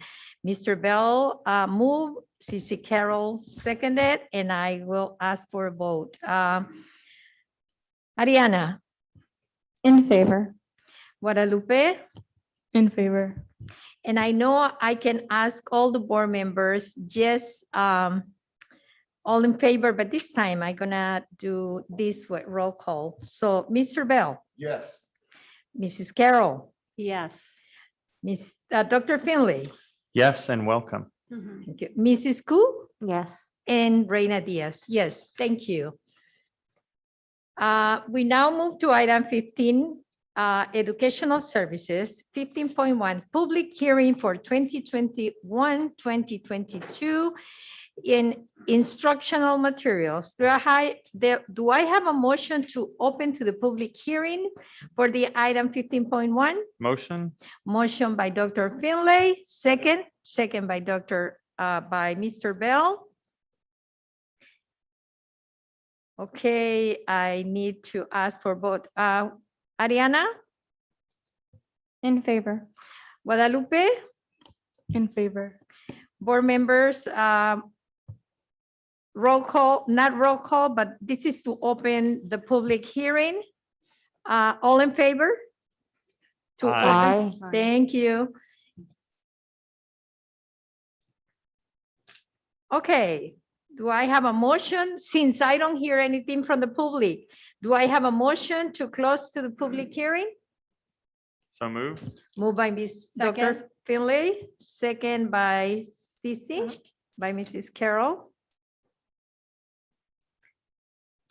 Okay, I will call for vote. Ariana? Yes.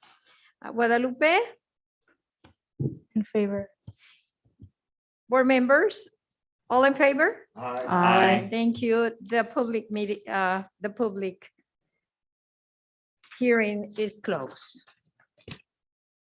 Item 15.2, resolutions 04/21/22, student textbooks and instructional materials compliance. I need a motion.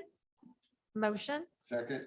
Motion by Mrs. Carroll, second by Mr. Bell. Any discussion? Yes, I was wondering if you can kind of elaborate on that. Dr. Emerson? Thank you, Madam President, and thank you, Ariana. Dr. Hillman.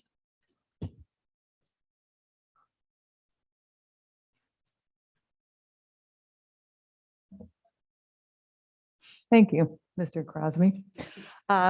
So for this is our standard procedure every year. We ensure that we have the appropriate textbooks that are board approved and in line with standards for every student, and that they have a textbook to use at school and at home. And this is our accounting of what we do to report out that we have gone through that process to ensure that we have the appropriate instructional materials. And if we don't, we rectify it ASAP.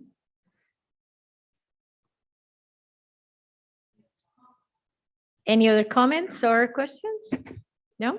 Okay, I will call for vote. Ariana? In favor. And Guadalupe? Yes. Board members in favor? Aye. Thank you. Item 15.3, public viewing of curriculum for grade 9, secondary comprehensive sexual health and HIV/AIDS prevention. Receive this for information for the public viewing of curriculum for grade 9, secondary comprehensive sexual health. So this is just for information. Business and finances. Item 16.1, public hearing to receive and consider input regarding the composition of trustee areas maps to be used in the event the board approves a transition to by trustees area elections pursuant to Ed Code sections 5019 and 5020.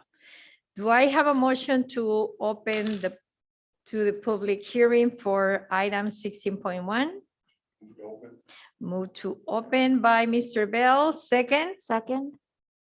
By Mrs. Koo.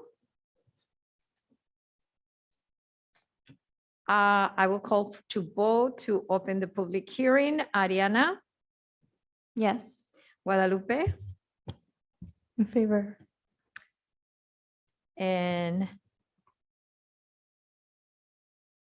board members, all of you in favor? Aye. Thank you. We are open now to the public hearing.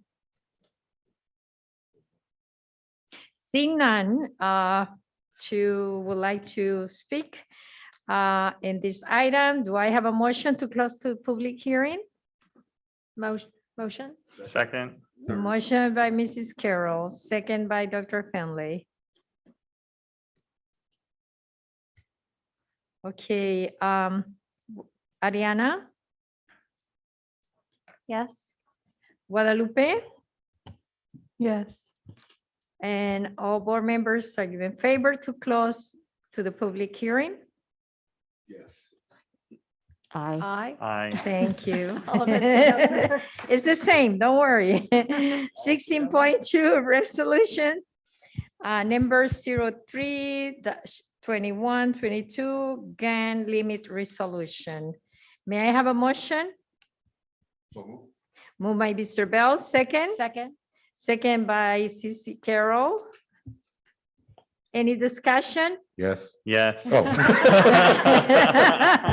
Thank you, Dr. Emerson. Yeah, no, let me defer to Dr. Finley because I know exactly what he's going to do. And Jim is queued up and ready, so go ahead, Dr. Finley. Yes, that's exactly what I was going to say. I do have a goal of one day understanding the GAN limit really, really well. And part of meeting that goal is going to be to have Jim explain it one last time here. It's not And only who for knows, him. maybe next year I'll even call him and we can have him come in and explain it It's not again. for him too, it's for all of us. That's right. Absolutely. Well, the GAN limit, you see it every time of the year. It comes around annually. It's always on the September board meeting agenda because ultimately we'll get to a calculation that is made based on tax revenues and other revenues that the district received in the prior year. So saying that for starters, what's the GAN limit about? The GAN limit is the result of Proposition 4, as the resolution states. In the late 70s, 1978, the California electorate passed Proposition 13, and that was to greatly reduce and limit property taxes up and down the state of California.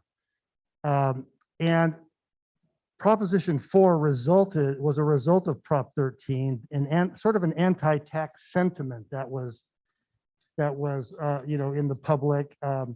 You had Howard Jarvis and a guy named Paul Gann, two people who authored Proposition 4, again, in the spirit of limiting spending of taxpayer dollars. And so this GAN limit was created, and it's a calculation. The Department of Finance puts the calculation together. It's nothing that we do internally as a school district, but all school districts are subject to this thing called the GAN limit. And what it intends to do, and what the calculation is about, it's about measuring the spending, in this case, that school districts, the spending of tax dollars year in and year out, that school districts and other municipalities do. And so tonight you're approving the GAN limit, and it's what the formula takes the tax and other revenues that we've received last year, plugs it into this 2-page formula calculation. And of course, those tax revenues and other revenues we ultimately spend, right, to operate the district. And so the GAN limit checks the spending of those dollars, and you either pass or you fail according to the calculation. It's a measurement of the tax dollars coming into the district for expenditures, and do they meet this complex calculation that was authored back in the late 70s, all under the auspice of controlling tax spending by government entities. So, so they call them appropriations, right? That's a big buzzword among government budgets and so forth. The appropriations are the tax dollars and other revenues that are coming into the district that we spend on a year in and year out basis. And are we spending within the limitations that this GAN calculation proposes? And the answer is yes. So in this case, and we always have, we always have. Now you say, well, what if you don't pass? What if there's some peculiarity about a year? And in the event a school district doesn't pass, there is a default mechanism that I've heard. I used to hear from school services on this, that the calculation can be slightly manipulated or worked on. It's through some accounting machinations, just it has no impact on anything budgetarily. There's no loss of funds. There's no threat to the budget if you don't pass. But it's all about, and in the spirit of, limiting tax spending on a year in and year out basis. That's really all it is. And so the GAN limit measures last year, our performance last year, hence the unaudited actuals that it extracts the numbers from. And then it has a projection in our current year budget. So it measures 2 years. And it's about appropriations, tax dollars and other dollars, revenues, subject to this limitation that it measures. So that's the GAN limit. People have questioned, well, what's the practicality of this calculation and this resolution? And school services will say, you know, there's no threat to the budget. Nothing is gained, nothing is lost monetarily. It's a checks and balances that goes back to Proposition 13 and Prop 4, authored by Paul Gann and Howard Jarvis. So in the spirit of checking, keeping taxes in check. That's what it is. All right. Everyone get that? Does that We'll just rerun the tape like in like 12 months. We'll just rerun the tape. I was thinking yeah, the same. It's very unusual, you know, it's a very, yeah. Well, the good thing is that I think Kim was, I said Kim, that's Kim Guthrie. That's the wrong person. Tiffany was over there taking notes, I think. So, because be prepared, Tiffany, to talk about the GAN limit 12 months from now. Be prepared. Thank you, Jim. Okay, Thank you, thank Dr. you. Emerson. I will now call to vote. So, Ariana, In favor. Guadalupe, In favor. and board members, are you in favor? Yes. Thank Aye. you. Moving to approval of the Duarte Unified School District unaudited actual financial reports for fiscal year 2020, 2021. May I have a motion? So move. Moved by Second. Mr. Bell, second by Dr. Finlay. Any discussion? Yes. Go ahead. I actually would like Mr. Baller to, there's a specific dollar figure that is on, I believe, page 4 of the report. It is under restricted dollars.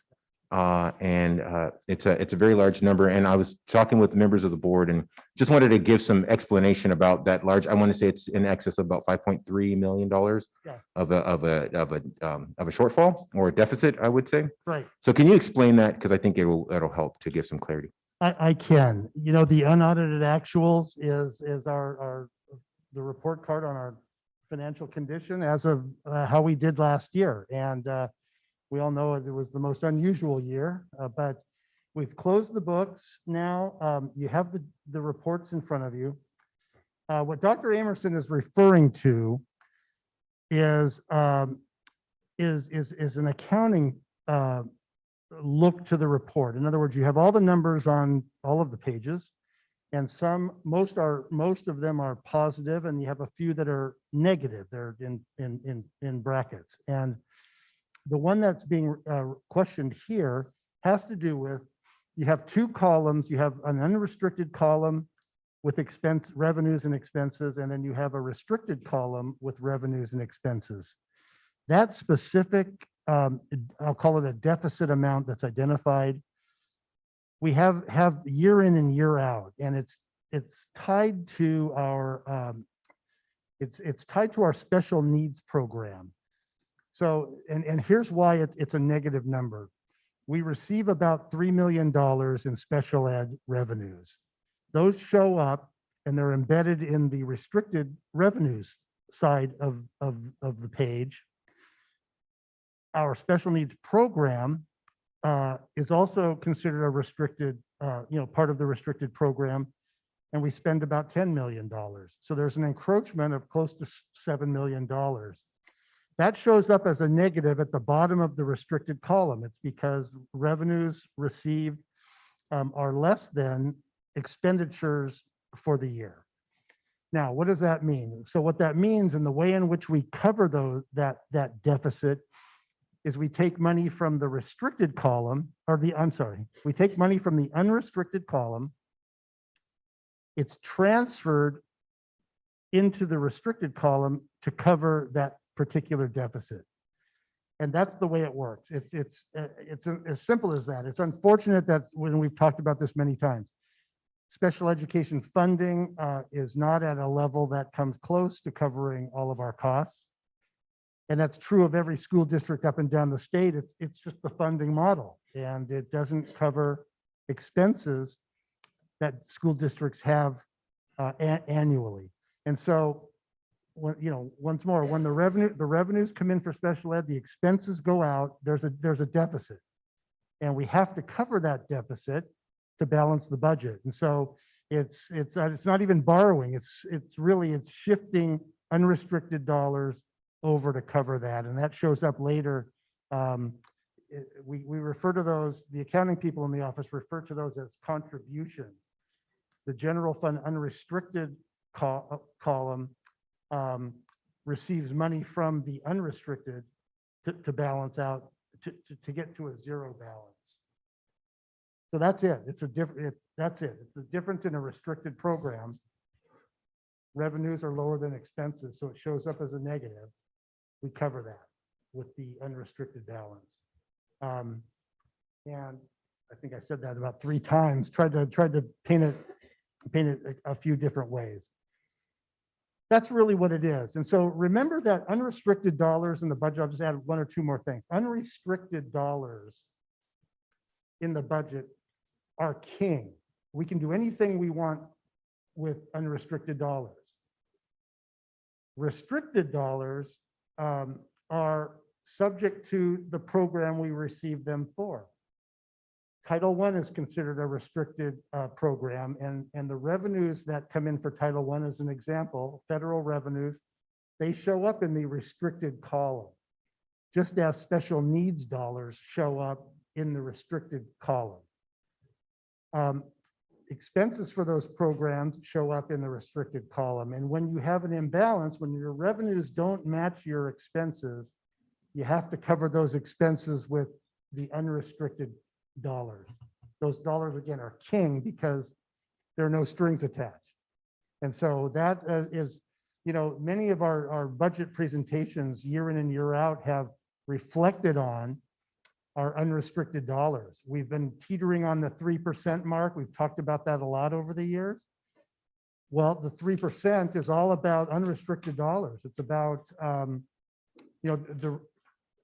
the district reserve is always consists of unrestricted dollars, not restricted, because restricted are already earmarked. They're accounted for based on the programs. So yeah, in this case, if, for example, revenues came in for the special needs program and they equaled the cost of the entire program for the year, in other words, revenues equaled expenses, and you had a zero difference, there would be no need to shift unrestricted dollars over. So, practically speaking, it's a little like having 2 checkbooks. They both serve different purposes.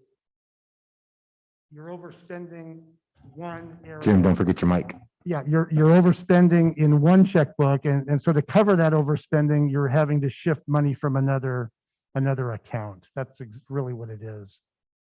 So I'm sorry if I hope that explained it. Was that adequate? Yeah. Yeah. And I would just add, Madam President, that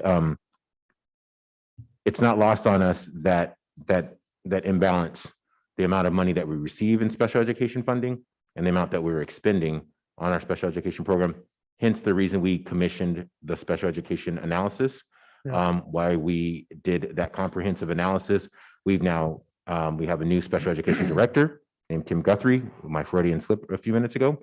And then also we've done some additional staffing. We're going back through training, going back through policy, manual development to really hone in on how to efficiently deliver on our special education programs and services. So we recognize that that's the number that we see in the budget right now as we close the unaudited actuals for last year. But we're also, this is something that we've identified that we are going to work on and address in the immediate moving forward. So just wanted to share that as well. Thank you, Dr. Emerson. Any other question or discussion? No? I will call for vote. Ariana? In favor. Guadalupe? In favor. Board members, are you in favor? Yes. Thank you. Item 16.4, authorization to establish Fund 0A, Student Activity Special Revenue Fund, effective July 1st, 2020. May I have a motion? So move. Moved by Mr. Bell, second. Second? Second by Mrs. Koo. Discussion? Yes. Jim, since you're on Your the roll. microphone, please. You're on a roll. Mr. Bell, Oh, microphone, the microphone. since you're on a roll, could you do that rationale under that one where it says, Fund 08 Student Activity Revenue Fund will be used reporting ASB activities that are determined to be governmental rather than fiduciary? I just want, give me just a quick example. Absolutely. So there's an entity out of Sacramento that we call it GASB, the Governmental Accounting Standards Board. And they have authority over municipal accounting practices. We're subject to those practices, and they came out this past year, the GASB board came out with a new requirement that school districts need to have a Fund 8 to book their ASB revenues and their ASB expenses into. And so it's an addition to the book here, just like all of the other funds. It doesn't change anything we do with ASB. The high school still has their checkbook, and you'll still get the ASB reports that you've been accustomed to year in and year out. That all still takes place.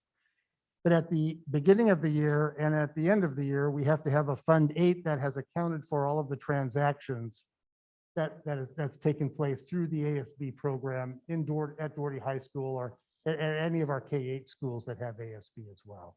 So, yeah. Thank you. That's a new fund. That's my parting shot for you. That was easier than the GAN limit. Thank you. Thank you, Jim. Would now move that.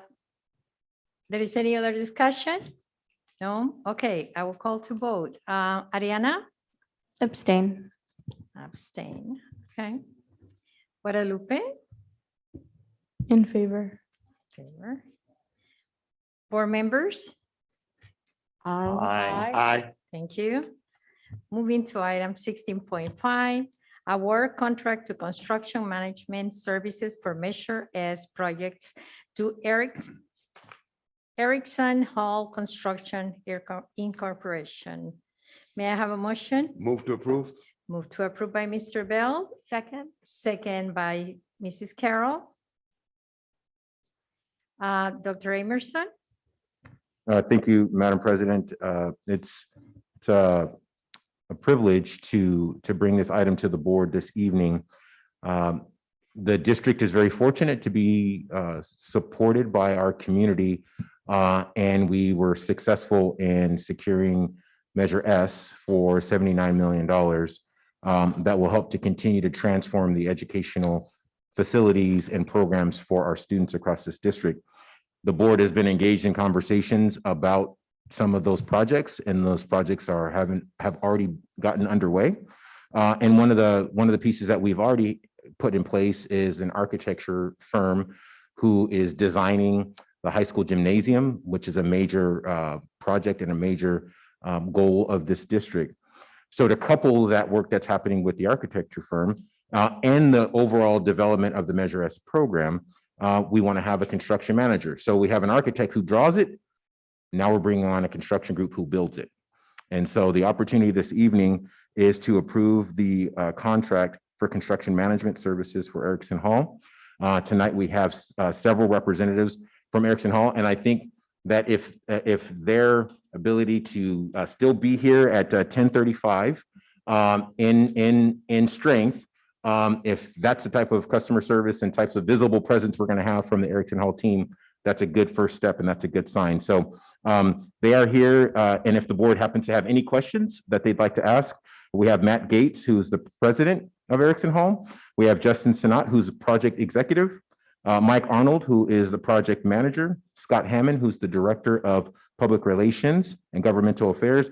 And Noemi Avila, who is also a programming consultant that works for Erickson Hall. And so we have been working through a very, very, very meticulous process. We did an RFP, RFQ, which is a very public process that puts it out to the community and all vendors who might be interested. And Erickson Hall went through a very rigorous process. I think we had 16 vendors that submitted full proposals, and we went through a rigorous process and they were the selected firm after the completion of that process. So they are our recommendation to the board this evening, and I'll take any other questions or any other comments that members of the board have. Board members? No questions, no comments? Okay. We trust our superintendent and the staff. So I will call each of you to vote on this tonight. And so I will go with Ariana, In favor. Guadalupe, In favor. Mr. Bell, Absolutely, yes. Mrs. Carroll, Yes. Dr. Finley, Yes. and Mrs. Koo, Yes. and Reina Diaz. Yes, thank you. This item has been approved. Item 16.6, amendment to number 2 to agreement for architectural services with Little Architects for the Duarte High School Sports Complex modernization and new gymnasium. May I have a motion? So move. Moved by Mr. Bell, second by Mrs. Carroll. There in any discussion? Any question? I guess it was this question again to again explain this, what exactly is going on with this? Yeah, thank you, Board Member Carroll. And I'll ask Mr. Baller to share this amendment and what what needs to happen in order to move forward with our gymnasium construction. Yeah, okay, very good. What we've found in the plans that the architects are drawing for the new gymnasium is that the footprint for the gymnasium there is a storm drain that runs under the gymnasium the layout of the building. And so they found this right away, early on. And so they are going to have to work around that and do some new plans and specifications for rerouting that storm drain line. So they're going to take it about 20 yards out to the west and run it along. So it'll run parallel to the gymnasium. It just won't run under the gymnasium. So that's what they're doing. They're taking that existing line out from underneath the gymnasium. And it's not a change order. Someone in the office thought it's not a change order. It's an amendment to the architect's contract because there's additional work involved that wasn't planned for in the original documents. So it's added work for the architects. But we have to have that storm drain accessible, can't be under the foundation of the gym. So a little more work is involved in this. And that's the architect's proposal to do the work. So that's why that's on the board agenda tonight. Thank you, Jim. But just as a point of clarification, change of order, it means that it will cost us more. And on this amendment means that it will not cost us any money, right? Well, it's good. It's a good question. An amendment to a contract, in this case, it is a slight increase for the architects to do the additional work in designing the new sewer line. So this amendment does have a cost attached to it. It's an amendment to the work that they were commissioned to do, and it's an addition to that work. A change order is a project in which the construction is underway, and there is something found. Either the owner wants to make a change to the work that's being done, or something is found out and the owner is required to make a change because there's something inherently not quite right about the construction that's happening. That's considered a change order circumstance. And yeah, usually those have an additional cost. I see. Yeah. Okay, thank you. Yeah. And I will direct this question to Dr. Emerson. That has any connection, that amendment has any connection with the construction that is going across the street from the high school? No, those are two separate pieces. So the project that's going on across the street from the high school is being done, if I remember correctly, by Caltrans, and it's a stormwater reserve basin that is being put in there. Although this is for a storm drain, which those are two similar things, they're not connected. They're not tied together. They're two separate projects. Okay, thank you. There is any other question, board members?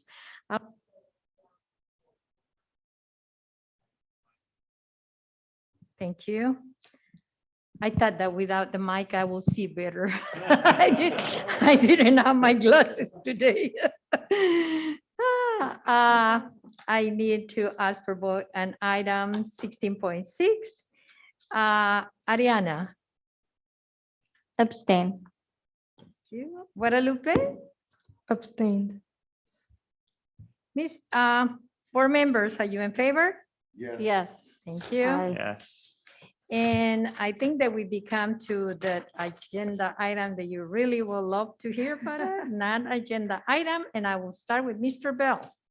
Well, real quick, especially since we have the team, the construction team here, I sure hope in the gym, Superintendent or Amerson, that we really put the history of our school in and on the wall, so we can finally get to the place where our young people can see that all the young people that have come through here have set records. Some won an NBA, some played in the NFL, but nobody knows about it. So if we can certainly do that and make that a moment in time that the Duarte community will see some of the athletes that have come through here.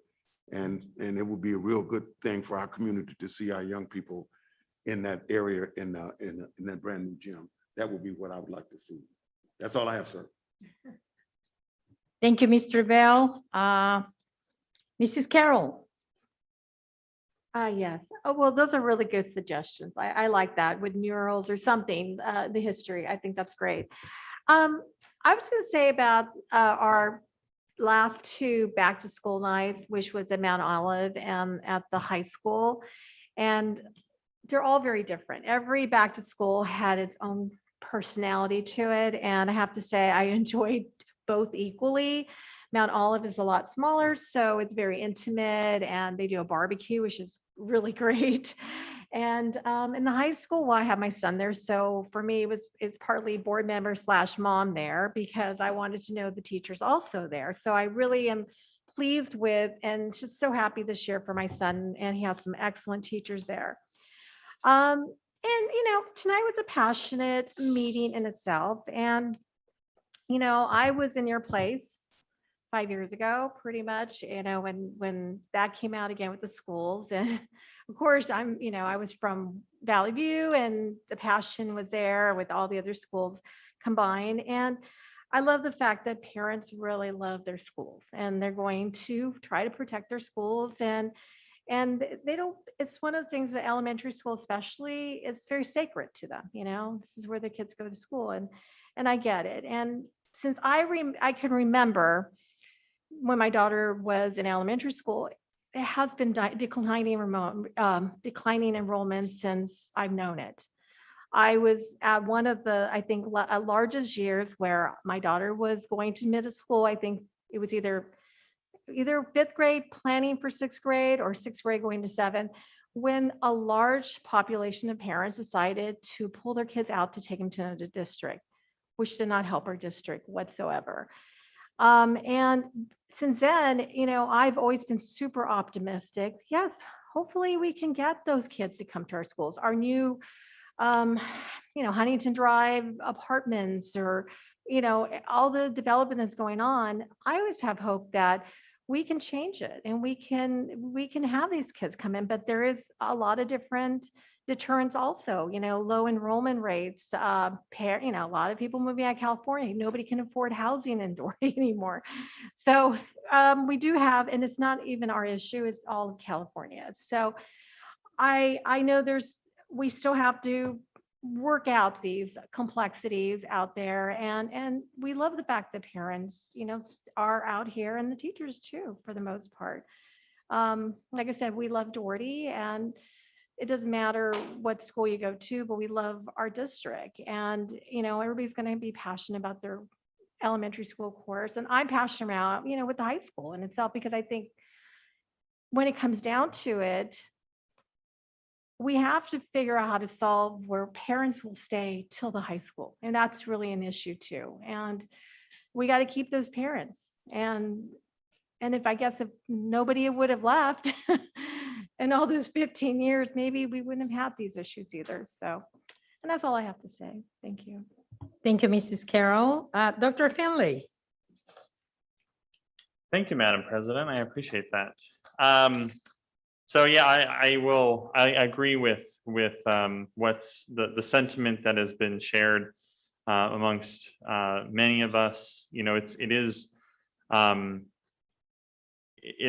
not ideal that people's passion for their schools has to come out at a time like this. But it is, if there's a silver lining to any of this, it's good to see that passion does exist, even if it's somewhat dormant at times. And we meaning the board and Dr. Amerson and his team, we do have a lot of work ahead of us.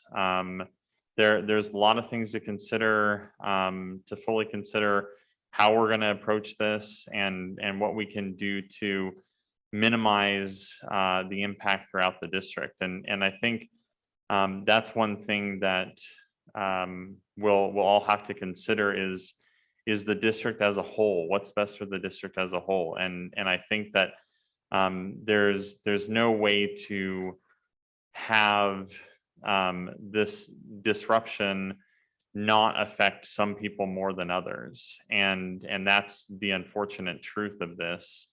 And, you know, I hope that we can find strategies and policies that can mitigate those challenges that are going to impact, as I said, some people more than others. And so we'll work hard to do that. We're going to be open to suggestions. We're going to be as transparent as we possibly can be, and make sure that every step along the way, you know, people may not agree with the choices that are made, but at least they'll know why they were made, even if they don't make sense to them. So that's my promise to the community that will happen.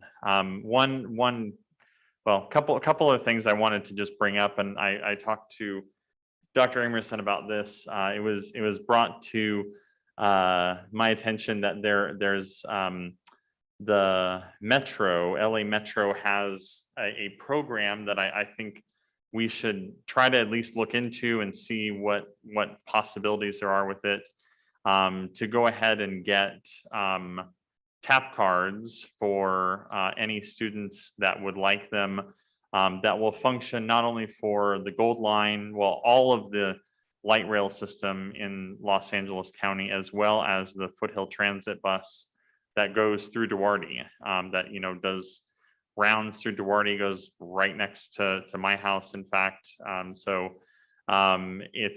think that would be something that would be really important for kids to be able to take advantage of, you know, whether it is, you know, an after school job, sports after school, you know, taking the train to a job in Pasadena or to a concert in Pasadena or whatever it is.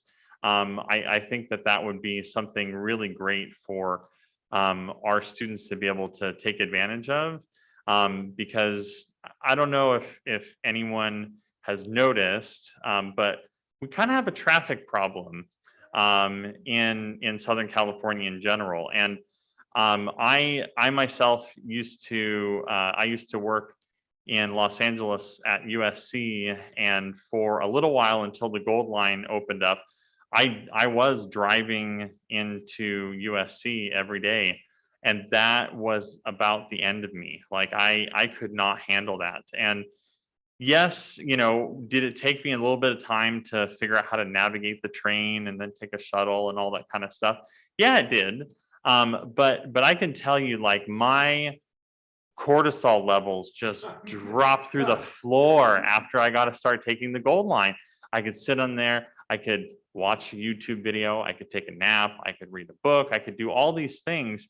And it's just getting over that initial little hump of navigating a transportation system. And I think once students get introduced to that, I think that'll be something that will click in and make a big difference down the road, when transportation systems like this are something are gonna be our reality.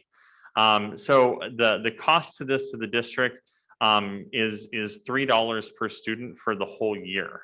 So it's a pretty minimal cost. Now it's to every student. So there would be a charge to even a kindergartner who wouldn't necessarily use the pass, but that's just the way the system works, to go ahead and charge based on the size of the district. But I think that would be a really good thing for us to explore. So I would just ask Dr. Emerson if you and your team could look into that. I sent some information along to you. So if that's a possibility, I think it'd be really great for us to explore that. And I think it would pay long-term dividends for our students. Thank you. Thank you, Dr. Finley. We now move to Mrs. Koo. Thank you. One of the things that I wanted to kind of put out there that was in one of our agenda items, but was really quickly, it just bundled all together in the consent calendar, was the fact that our teachers are taking overload assignments, going above and beyond what their contract states to just make sure our kids get what they need. And so I just wanted to say thank you to them for that. You know, everybody is tired, but a lot of teachers are going beyond and what is being asked, just to support our community and our students, and that's amazing. Another thing I wanted to talk about was back to school night at MIT. It was my first time going to that campus, and I was blown away by the back to school night. It was real. I was amazed by all the programs and opportunities those kids have. Something that I want to, and I've talked to Dr. Emerson about this, but you know, that school is tucked away. Like, I see all of these beautiful marquees at all of our schools, but I didn't see one at MIT. And I think with all of this construction and proposals to all of the different sites, I myself, when I realized this, when I went to back to school night, I'm like, oh my gosh, I didn't see MIT anywhere on there about potential projects for the site. And I think we really do need to show pride in all of our school sites and to ensure that no matter what school our students go to be prideful that they're in our district. And, you know, a marquee doesn't seem like a lot, but it just shows that we care about the students that go there, and that everybody matters. And so I just want our district to reflect that better. Outside looking in, it doesn't look that way. But going to the back to school night, I definitely felt that it's an amazing school. I just want people who drive by to see it too. Thank you. Thank you, Mrs. Koo. I will go with Ariana.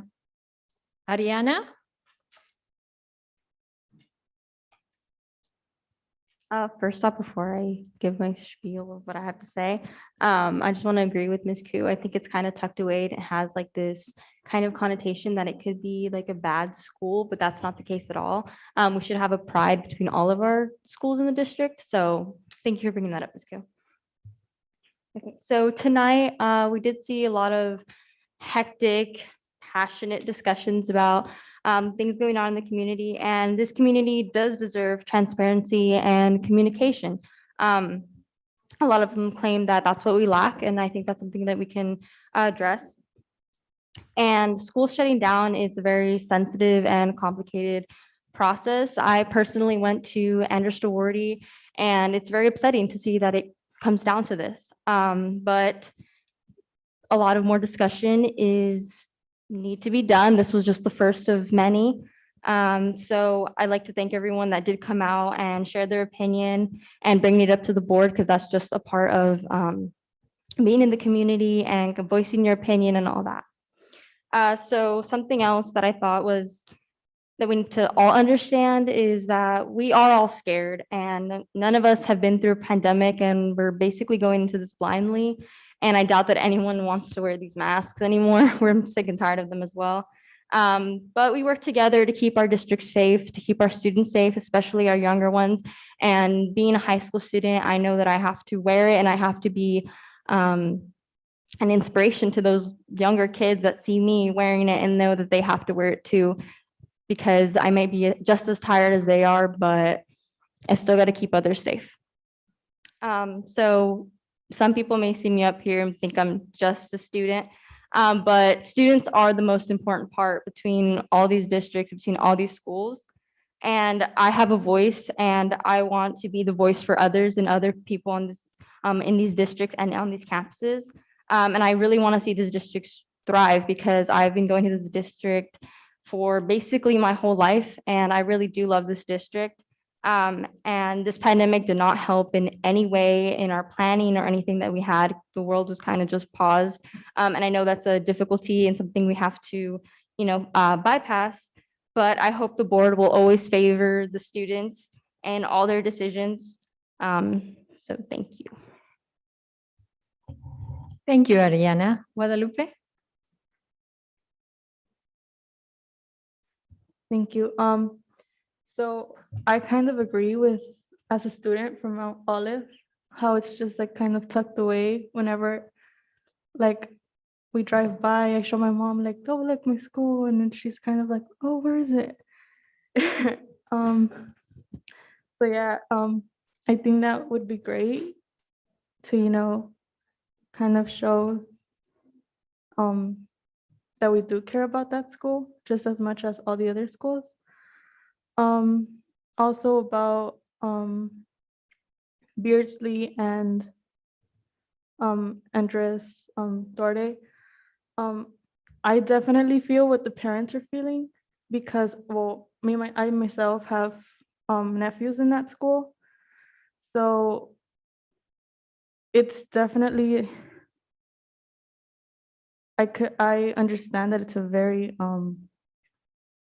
sensitive topic, in that there's a lot of discussions to be had about that. So just want to let you know I'm right there with you. And just like Ariana said about the masks, it's very important for the students to be wearing them in school.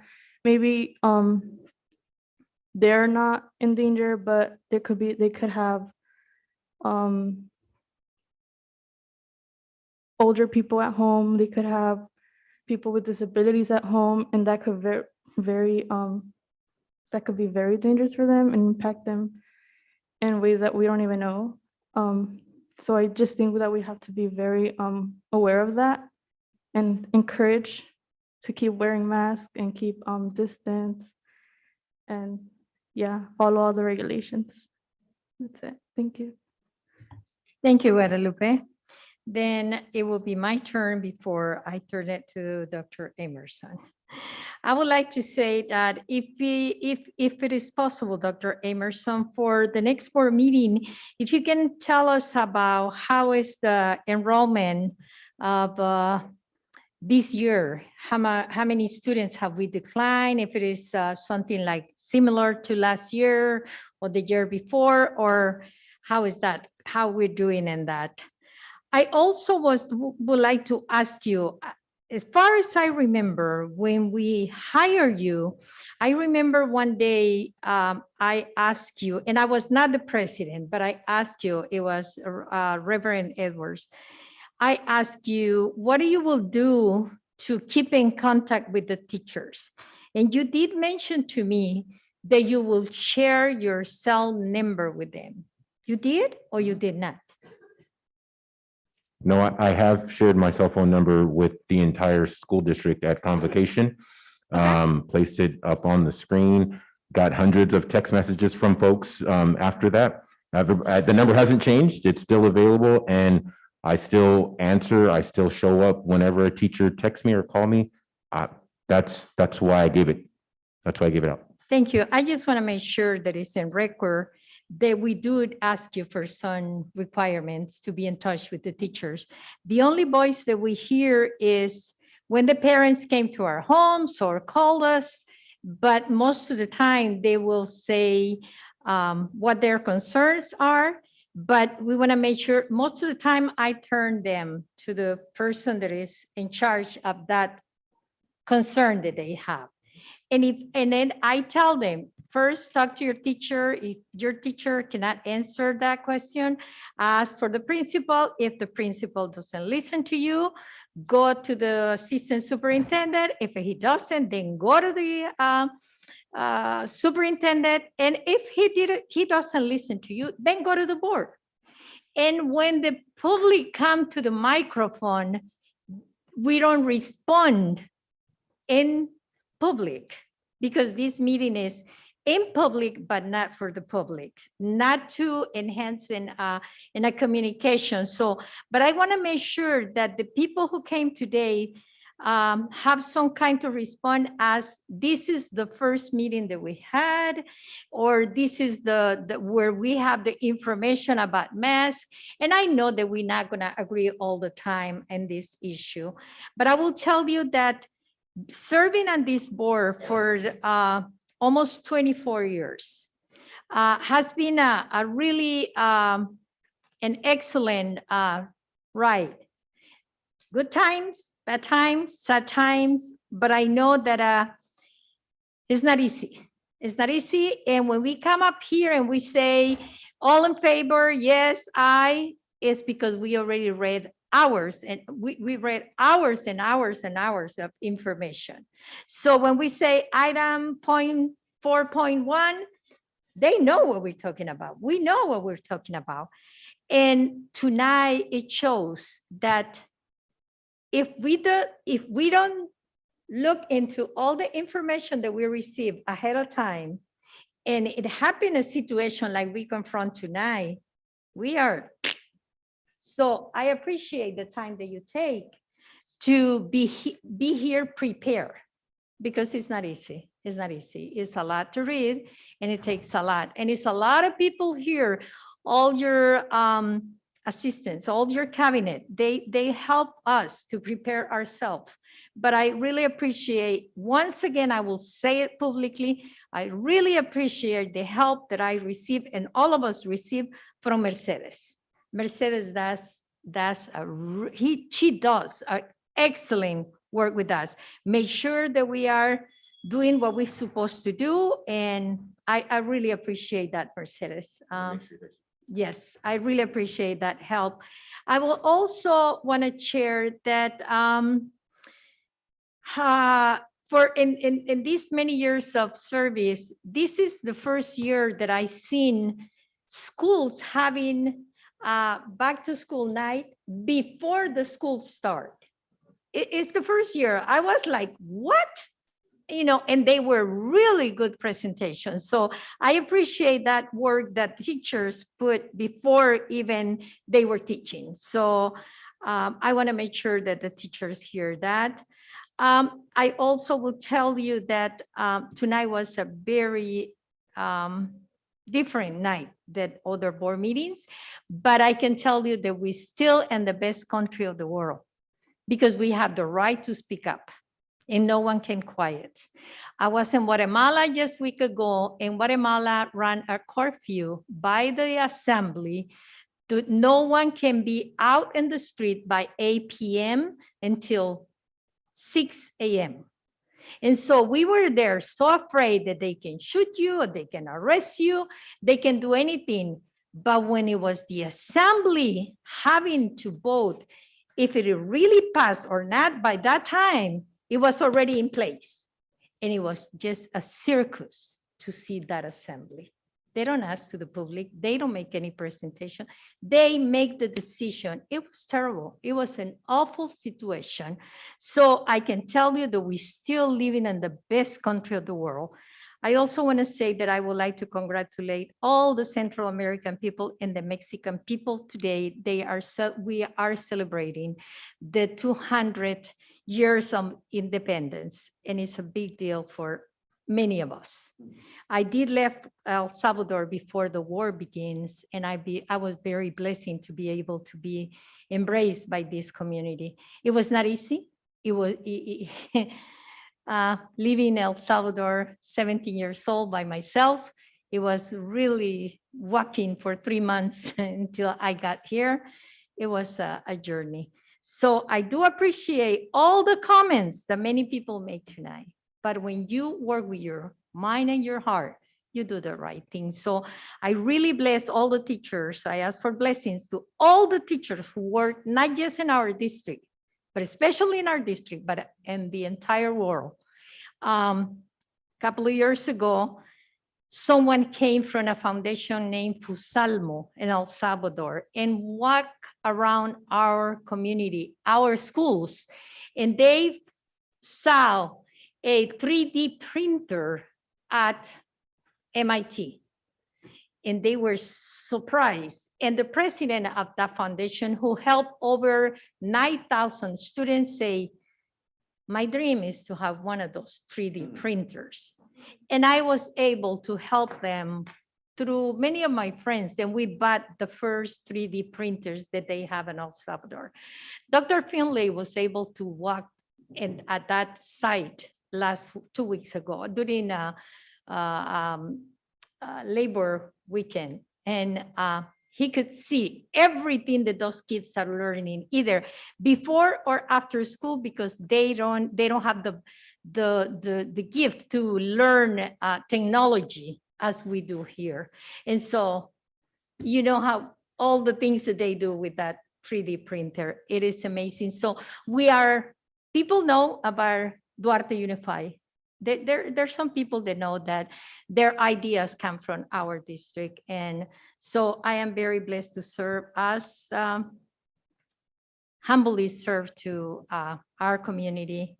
And I hope that you make the right decisions and whatever we have to make decisions in the future, near future. And with that, I say thank you. Thank you for your leadership, and thank you for learn how to also delegate. I don't like to delegate at my home, and I becoming the housekeeper because my grandkids doesn't want to do what I asked them because I didn't delegate. Thank you for your leadership. Dr. Emerson, it's your time. I have said plenty, and it is beyond 11. So the only thing I will say in conclusion is, if there's one thing I took away from this evening, it's the words of Lupe and Ariana about keeping all of us safe and doing what's necessary to make sure that we can keep our schools open, we can stay in person, and that means we have to take the necessary precautions. Don't have to take my advice, take our kids' advice, because that came from them. And I think that's important. So thank you guys for sharing your insights, because that's exactly why we want you to be a part of these meetings and have that voice and share that with the community. So that's all I have to say, Madam President. Thank you.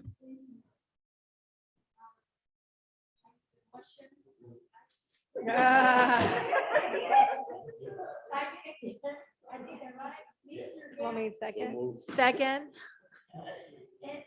Second, yes. Yeah, it's going to go down the line. Okay, all in favor? Aye. Aye. Okay. Thank you. Signature.